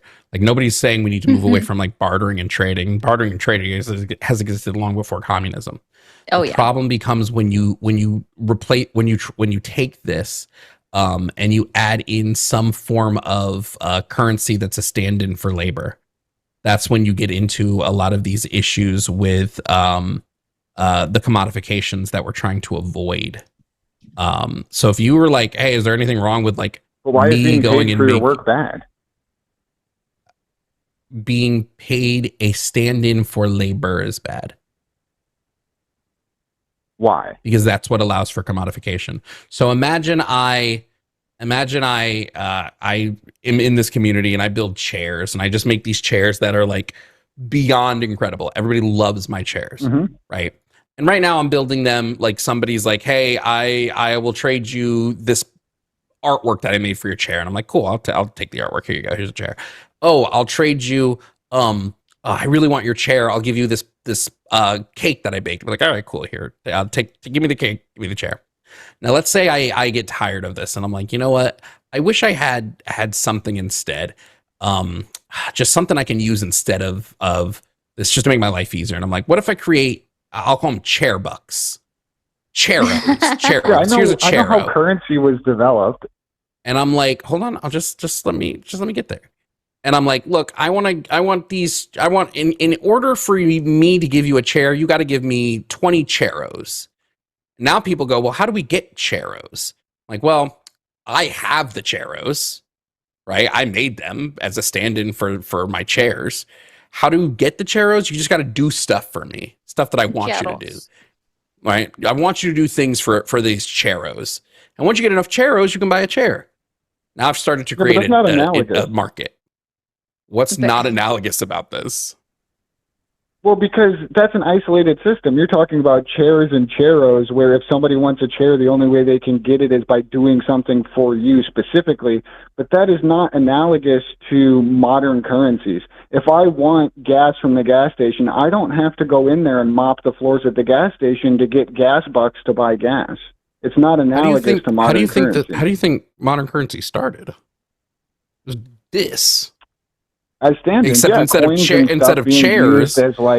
of chairs, people had food and water and homes. Yeah, there was bartering, and then governments came in and they instituted coins, which could be used as a substitution for bartering. And bartering and currencies took place at the same time in history. Currency was just a stand-in for when somebody's like, you know what, I don't want your goat. I want, 8 copper coins, and I'm going to give it to the other guy because I want something else. You heard of company stores? Have I what? You heard of company stores before? The chairs are just a stand-in for any resource. The chairs aren't chairs, right? They're just in this thought experiment. They're just stand-ins for quite literally any resource you could have. And so if somebody has a resource that people that the community may want, God forbid it's something the community needs, if they have a resource the community wants and they're able to now trade, and people are like, okay, well, trade and create some type of currency that replaces labor that they dictate the value of, simply because they have control over productive means, we run back into the issue of labor getting undervalued, which is what we're trying to avoid. I don't think it would be undervalued if it was properly regulated, and people still have the control over what to buy. In your chair analogy, if people go and work for the baker and they get their chairos or whatever the established currency is, and then they go to the chair guy and they think it costs too much, they don't have to buy those. They can buy the tools and make their own. They can go to somebody else that makes chairs. How do they make them how do they make their own if the guy who has these chairs specifically won't divulge how he makes the chairs? Well, I mean, we do have access to the knowledge on how to make chairs. I mean, I know it kind of his chair specifically. It kind of doesn't apply when you put it as a stand-in for something else where we don't necessarily have the knowledge. Yeah, what if he's just developed this really great way of making chairs? This is why part of when we talk about, and then I will probably wrap this up soon because I want to try to get to the other callers before we run out of time. We only got like 30 minutes left in the show, 40 minutes. Like this is part of why when we talk about the means of production, I include technology and what I count as productive means. Because if somebody develops, what if some guy just develops like the perfect way to filter water? And this is now what he's got. And he's like, well, I'm not gonna give you guys my way of filtering water. I'm not gonna give that to y'all. right? Not without you doing a lot of like just replace the chairs with that. Like this is, again, all of this just loops back around to exploitation. And yes, we can make capitalism better. I don't disagree with this, that like regulating capitalism is going to make it better. But the problem becomes when we look at how wealth equates to power. And so you have these people who've amassed so much wealth, it's disgusting. But it shouldn't right? equate to power.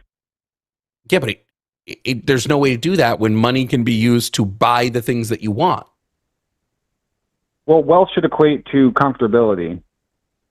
If you want to have a comfortable life and you want to have nicer things, that's what wealth should be for. Wealth shouldn't be for power, control, buying votes, having, control over other people. Again, and the whole crux of my argument was if we live in a society with a surplus and things are well managed and companies are forced to pay their employees a living wage, like these big companies that you hate, they could afford to pay their employees a living wage and still be able to profit.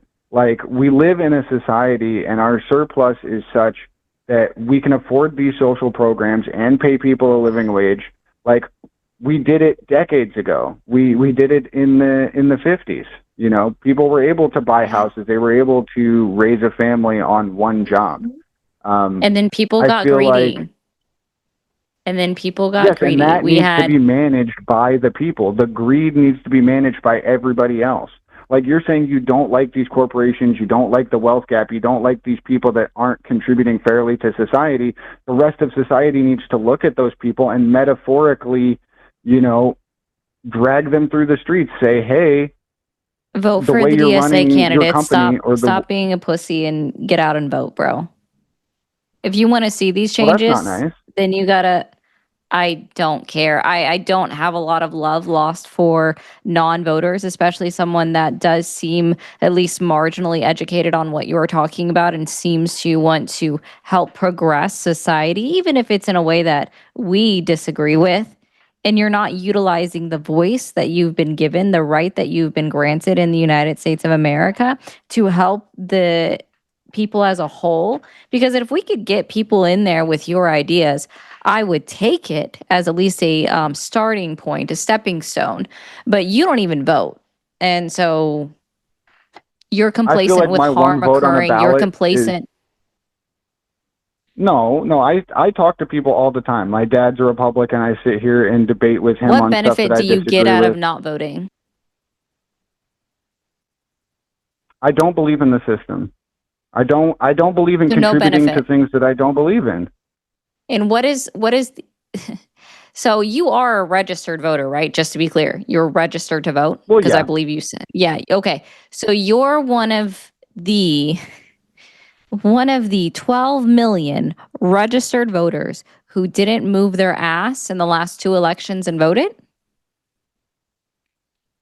Listen, maybe it would have helped. I already know where this is going. I don't like Trump and the stuff that he's doing any more than anybody else. Jovan, maybe you know this number. I know it But offhand, I don't expect Caleb to know the number offhand.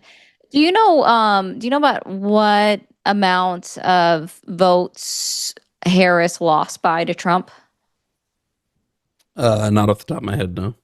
It's about 1.5 million votes. Oh shit.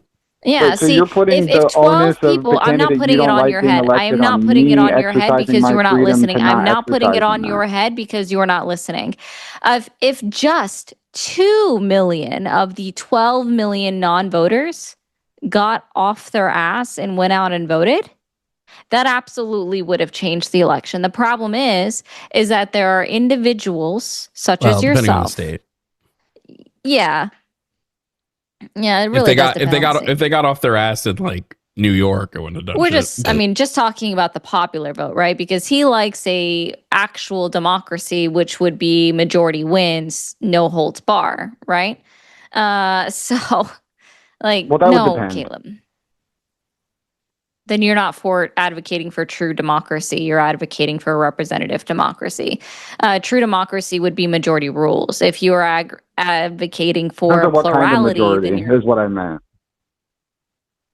We don't even follow majority rules in the United States of America. It's plurality.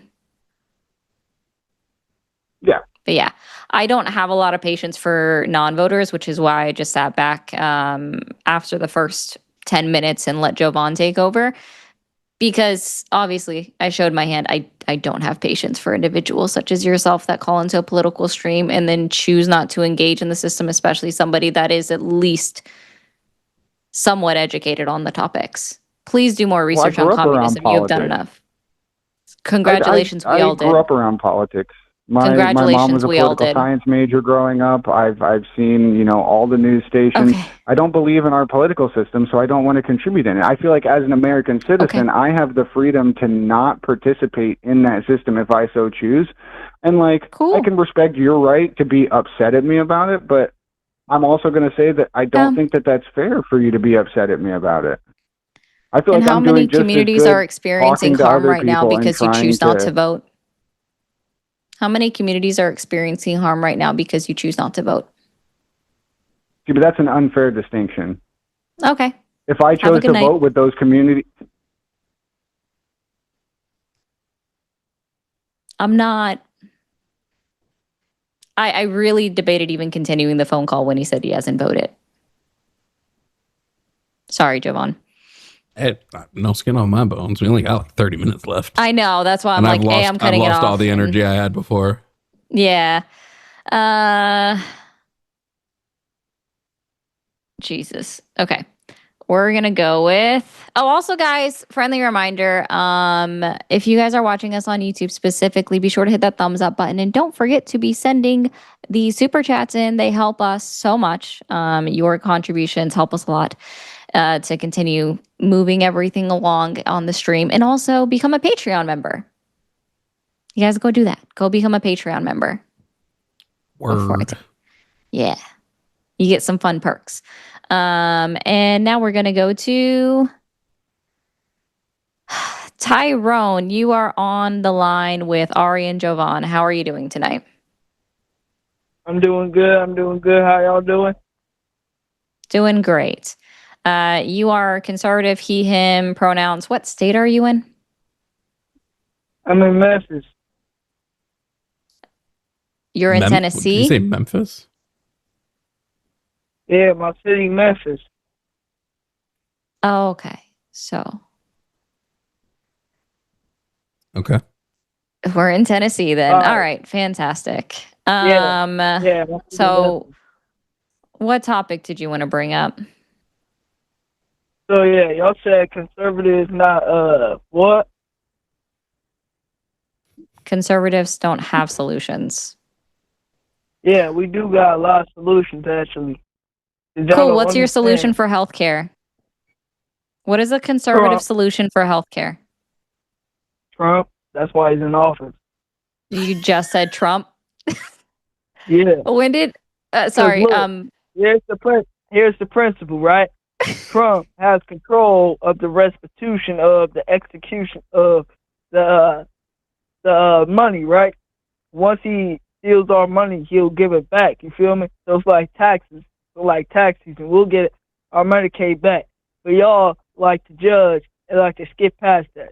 So watch when Trump does that. We'll be in the right. But Kamala this is a troll, right? You waited 40 minutes to troll?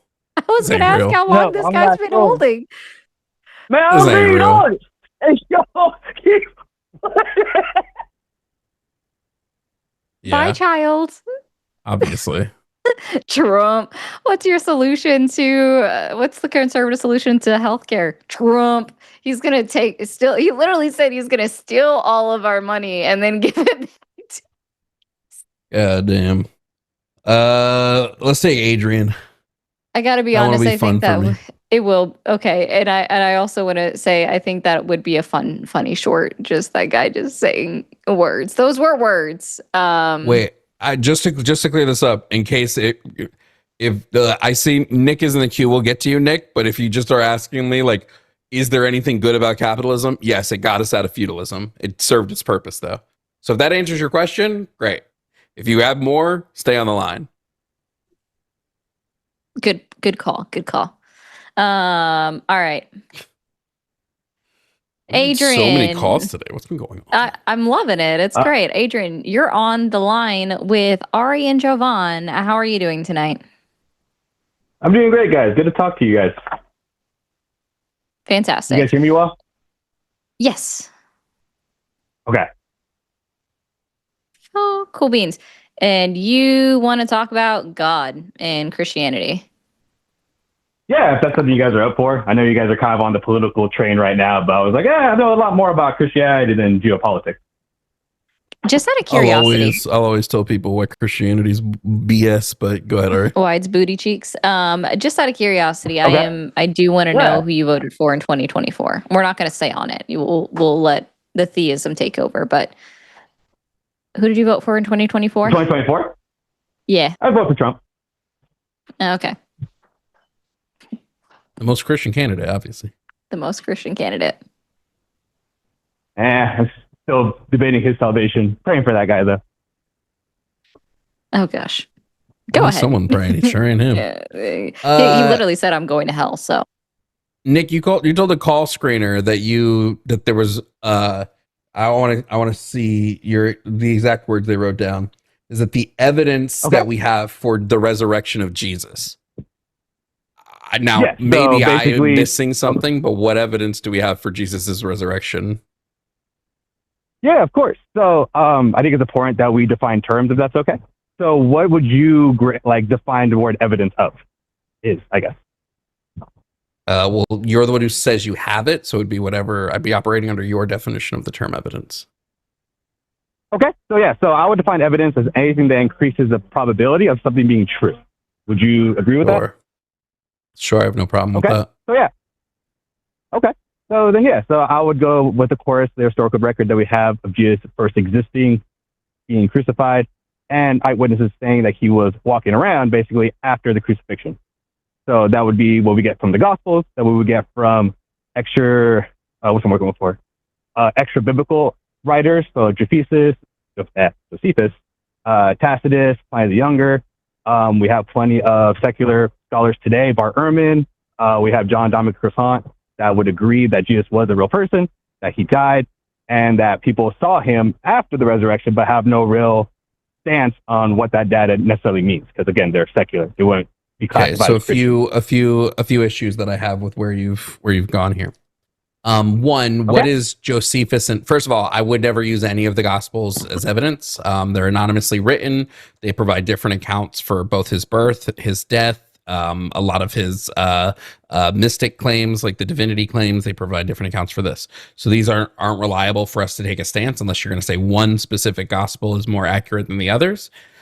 In which case, I would then ask you where the evidence of that Gospel is. A little bit. On what specifically? Yeah, so I would push back on not using the Bible because it is agreed upon that it is counted as a historical record. Whether we agree with the actual content of the record can be debated when it comes to mystical claims. But sure, which gospel is correct about when Jesus was born? About when Jesus was born? So you're talking about specific dates? Because we wouldn't have that besides, of course, being 3 AD. Nope, we would have a general understanding based on what is it? It's based on the census at the time. Of like modern day time, I'm guessing? No. Or of when the Gospels are written down. Yeah, so Matthew and Luke provide different accords, right? They provide specifically different accords for they provide different accords for Jesus's death. Matthew and Luke do. They conflict. How so? How do they conflict? Yeah, so it's about specifically the time of his birth, like when he was born and why he left. So, well, you said his death. So how would they conflict about the nature of his death? Did I say death? I meant birth. Sorry. Oh, okay, so how would they conflict about if I said death, I heard birth, but yeah, Matthew places Jesus's birth around the time of Herod the Great, when he specifically is king, and Luke places this after. Like he places he places it around the time of the census of Quirinius, which is not the time of Herod the Great. So could it be possible that both reigns are being defined differently when it comes to king and governor? Is that a possibility? No. Okay. Not a possibility whatsoever that the actual title of king and reign, because King Herod was, of course, king of the Jews, and you would have that hierarchy, royalty, separate from like any type of Roman governance as well. Like, we would agree with that? No, because Herod died. You don't agree with that? No, because Herod was dead. Herod died in 4 BCE. Quirinius didn't do the census until 6 CE. So no, it is quite literally impossible for those dates to coincide with each other. Okay. So does the inaccuracy of possible dates with his birth, would that negate the documentation of his actual like ministry and his death? One, I would disagree that we have documentation of his ministry. We have secondhand written down accounts from people who are anonymous. But no, my point is, which gospel are we going to take as accurate? They can't both be accurate if they have conflicting information. Okay. Again, I would kind of disagree that the information is given is not accurate. If it is conflicting, it would probably be with actual timeline issues. I want to know if that was actual data or just copyist errors, because I am of the stance that yes, it could be copyist errors within the scripture. I don't think it's like a perfect book like Muslims claim with the Quran. I don't think it's spoken to by God. But I do think that the actual data showing that his lifespan, his death, is accurate. And again, most scholars today would agree with that. Well, then who's correct here? Is Matthew correct that he was born before Herod died? Or is Luke correct that Jesus was born after Herod died? Well, again, I would have to actually look back and see what the actual dates look like for that instance about who is alive and in charge when Jesus was born. But Herod dies in 4 BCE. Quirinius became the governor in 6 CE. He then did his census between 6 and 7 CE. This is a 10-year gap. Okay. So So if I granted the rest of the actual gospel material, you would say that would be not reliable because of that date issue? I would say if we're going to take secondhand accounts. So again, these are people who are writing down secondhand information from people who claim to either have known somebody who had known Jesus or claim to have known Jesus themselves and witnessed these things. And what they've done is they've taken these accounts. It's like a long game of telephone.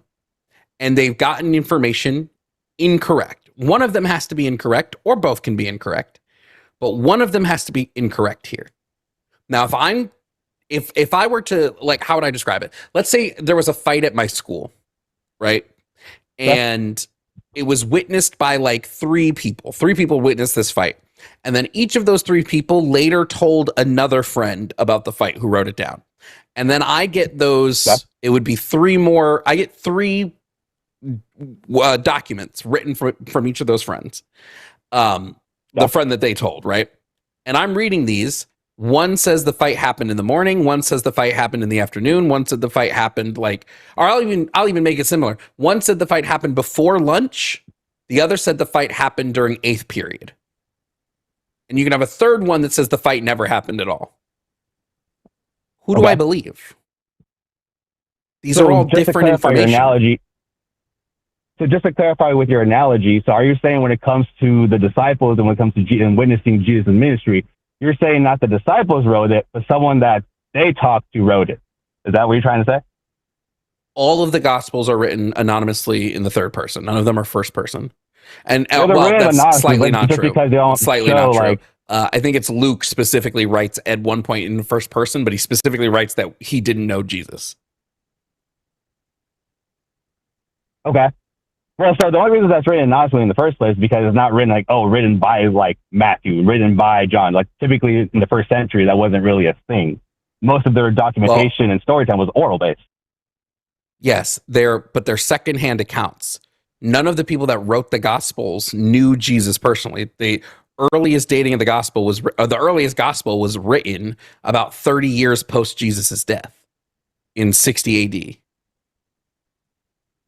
Well, the earliest technically would be from First Corinthians. Well, not Gospel. You're right on that aspect. But when it comes to writings, the people that interacted with the disciples will be from Paul, which would be closer to like 30 AD, maybe Wait, 20 AD. I could even grant you. I would even grant, and I would honestly, personally, I would say Paul's letters are much more historically significant than the Gospels. These are something that's actually dated. It's signed. People knew Paul. Other people wrote about Paul. Like I would take Paul letters over the Gospels any day.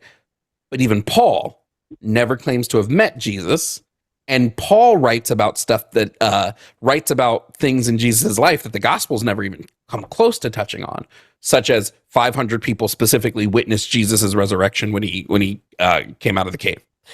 But Paul, we know for a fact, never met Jesus. He had a vision of Jesus. At most, you could say he met somebody who claimed to be Jesus' brother.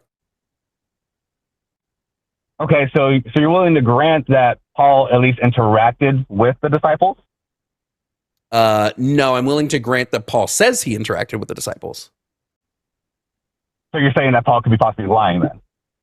Well, yeah, anybody who writes from back then could be lying, especially if they're the only source of these people's existence. Like if there were multiple people besides Paul who at that time were writing about these people, I would say that leads more credence.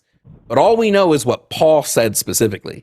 And then Matthew uses Paul to sort of, Mark is the first gospel. Matthew's the first gospel. Matthew's the first gospel. Yeah. So then Matthew uses a lot of what Paul wrote in his thing. And then we know that like Mark and Luke are like almost word for word stolen from, well, I won't say stolen, but almost bar for bar taken from Matthew. And then you have John, who I don't even consider because it's not one of the synoptic gospels. But what I'm saying is Paul gives more credence, sure, but Paul gives no evidence except saying, hey, I did meet X, Y, and Z. I don't remember if he specifically... Go ahead. Go ahead. Oh, I was going to say, so, like, it's not that he doesn't give no evidence, it's that he's not giving, like, I guess a surmountable amount of evidence besides his testimony of interacting with the disciples. Like, would you agree with that? Yes, let me rephrase that. His only evidence would be his personal testimony that he actually met these people. And it would have been like, the biggest ones would have been meeting Peter, meeting James, and meeting John. Those would be his like big ones that he says he met these three people.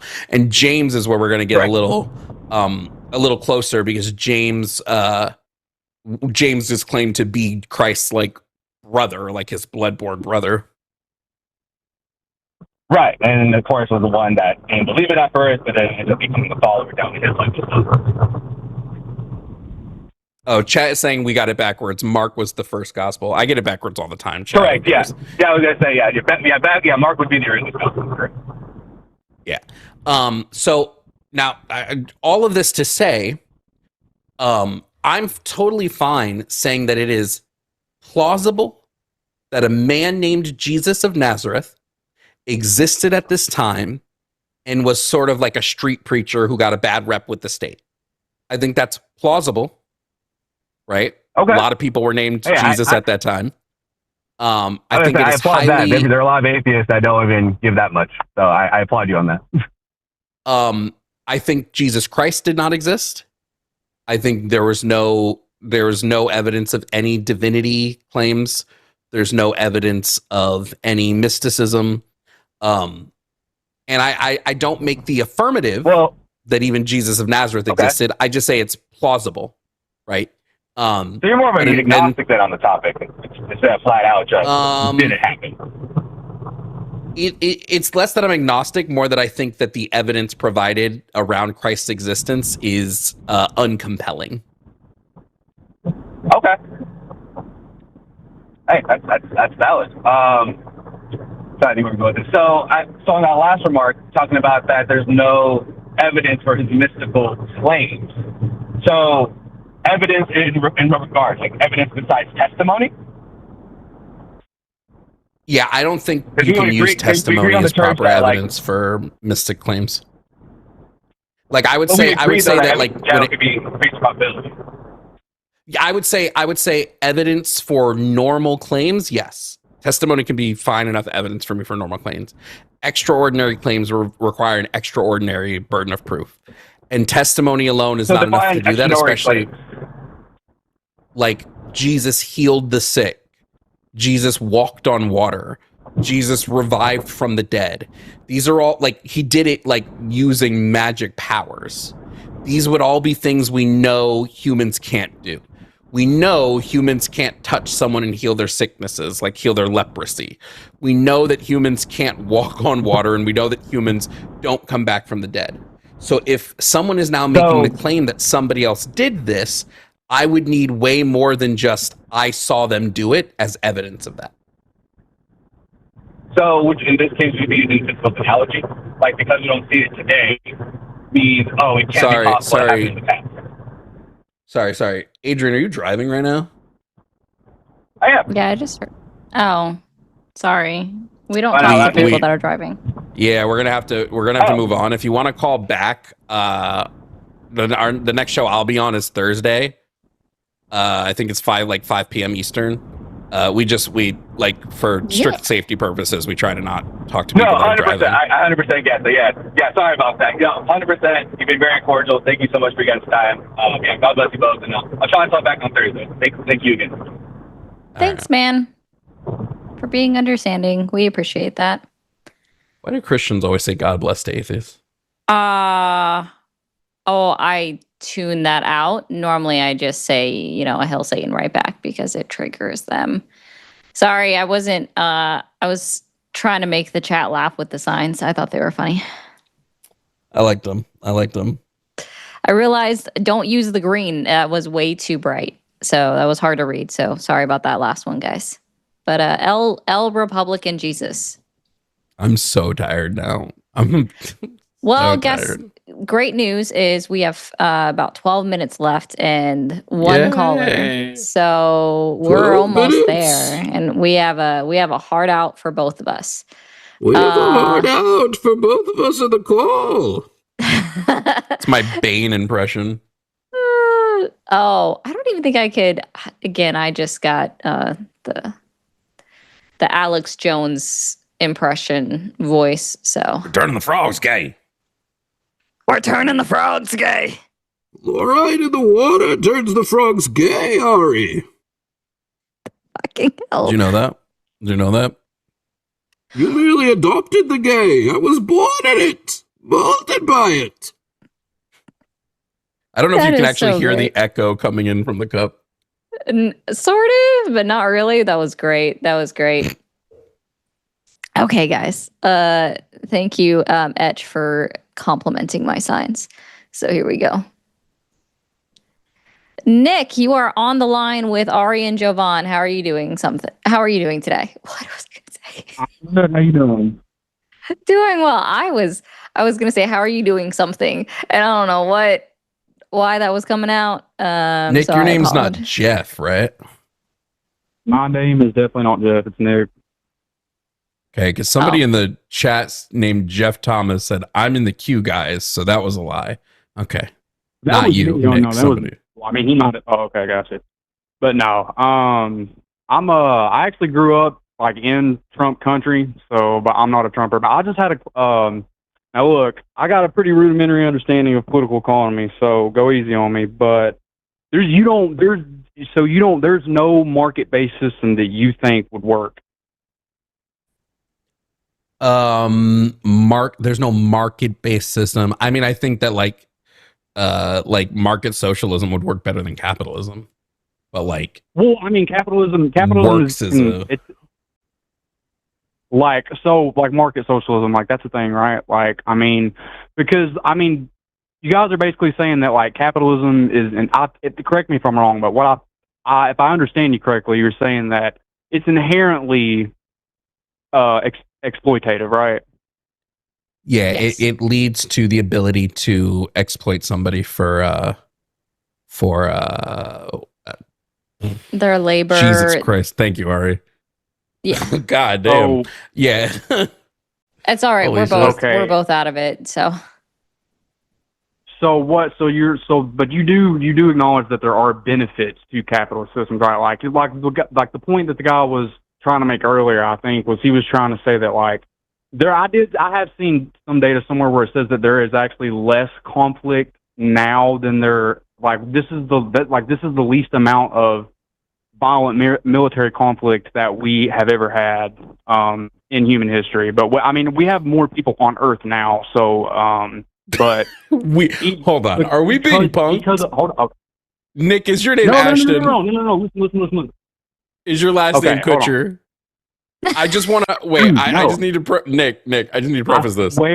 If you're being genuine and not the same caller we had earlier. Hold on, Nick. Dude, I'm being 100% sincere. Nick, hold on, Nick. Hold on.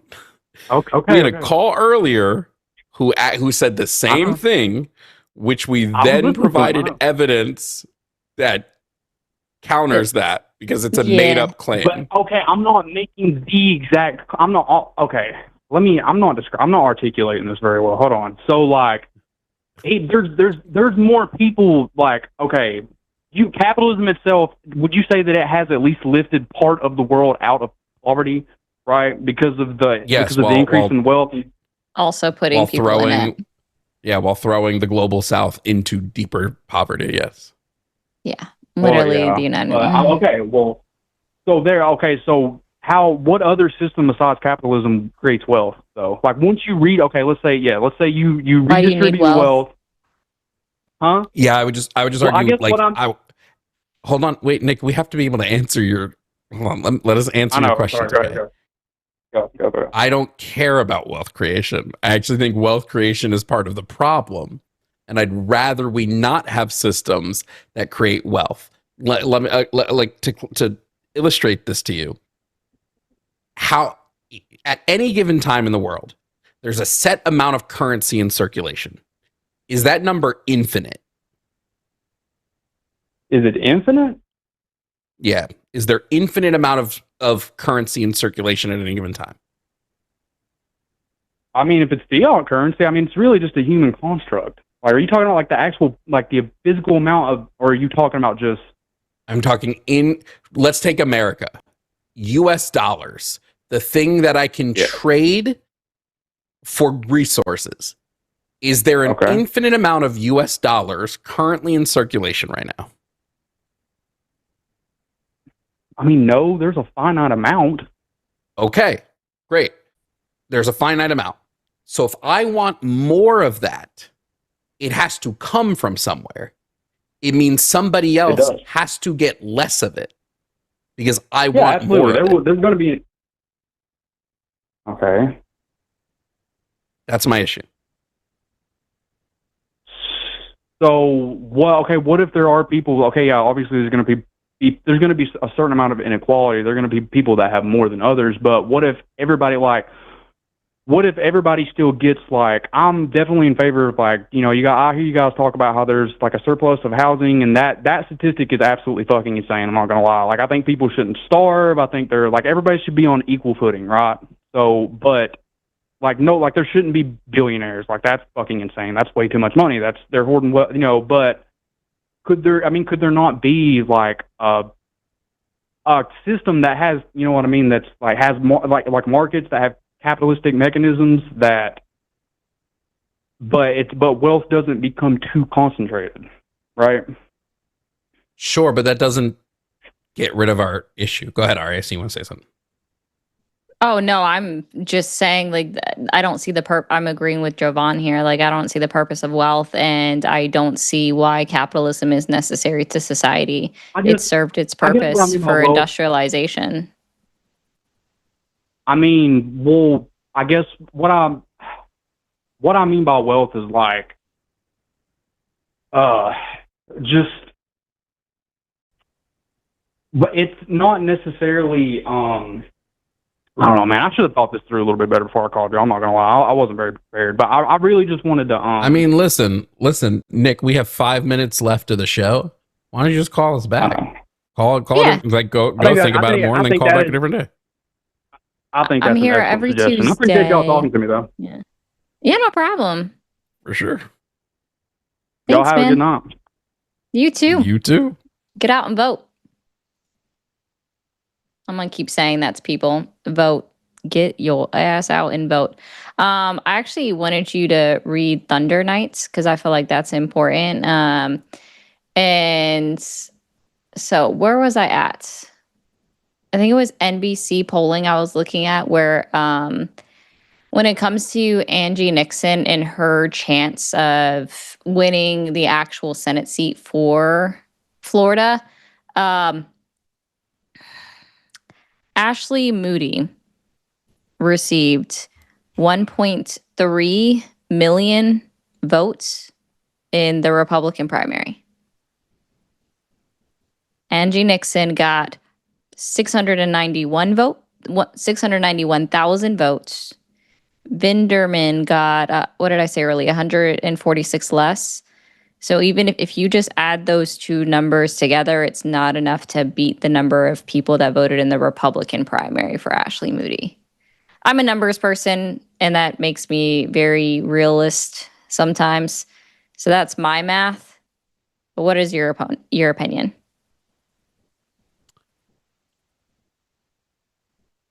Full disclosure, bro. Full disclosure, I was not paying attention. Oh, my bad. But he brought up Patronus. Patronus is District 1 running for the House of Representatives, and Patronus Isn't Patronus that shit that Harry throws at the Dementors? Yeah, it is. But yeah, his name's literally Jimmy Patronus. It's kind of fun. That's why I remember his name, because it's fucking Harry Potter. So I was a little confused why you brought up Jimmy Patronus, because he's in District 1 running for the House of Representatives. He took Matt Gaetz' seat. Because she's not running against Patronus. She's running against Ashley Moody. It'll be there is a potential, but it might be close. Unfortunately, I don't see her winning. I hope she does. I'm going to vote for her. Word. Yeah. W Floridians. Double word. Yo, not Sid. That's just mean being like woman talking. Jovan sleeping. No, Jovan's tired. He said he was tired. I'm shocked I survived this show. I got like a little burst of energy there in the. Yep. And then the last two callers just went. They weren't interesting enough, which is fine. They didn't stimulate you enough. What?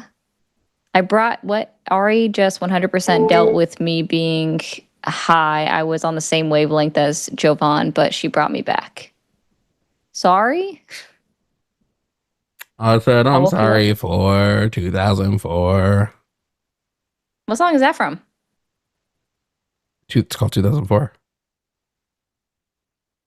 Aiden, that's funny. Mad Eye Moody. Yes, I would agree that Ashley Moody has like crazy eyes. She's she won't talk to me. I've tried. Do you think Jimmy will be okay if for my September availability I block off every Tuesday calling it? Like, do not schedule me at 9:30 p.m. bro. Do what you gotta do, man. But I'm gonna point this out, like, right? So I think that if you gotta do it, right? If he gonna be mad, that sucks. I'll do a podcast 5 p.m. every time. I don't want to be on here at 9:30 no more. Get him to allow me to bring on a backup. Probably someone that's not inherently crazy. Yeah. He's got, I had to text him. That's what I was doing when you were talking. I was texting him about, I just had to have him switch something on the schedule because I think that I had originally put a wrong date because I'm going to be gone, not this coming weekend, but next weekend to do a charity thing with Forrest. Yeah. So I have to make sure that he switches some stuff on Sunday. Luthien can tell him. I texted him too. Yeah. Hi, Luthien. All right. You can, that's the show, guys. Become a Patreon member. We love you. Luthien, I'm too tired to play the other side tonight. I'm sorry. Aw, but it'll wake you up because you'll get scared. It would scare the shit out of me. Bro, Luthien watched me Luthien watched. I know we have a heart out, but real quick, Luthien watched watched as my heart jumped out of my fucking chest playing that game. Oh god, so scary. It was really funny. That's funny. All right. Anyway, that was the show. That was our show. Thank you for watching in the super chats. Bye. W.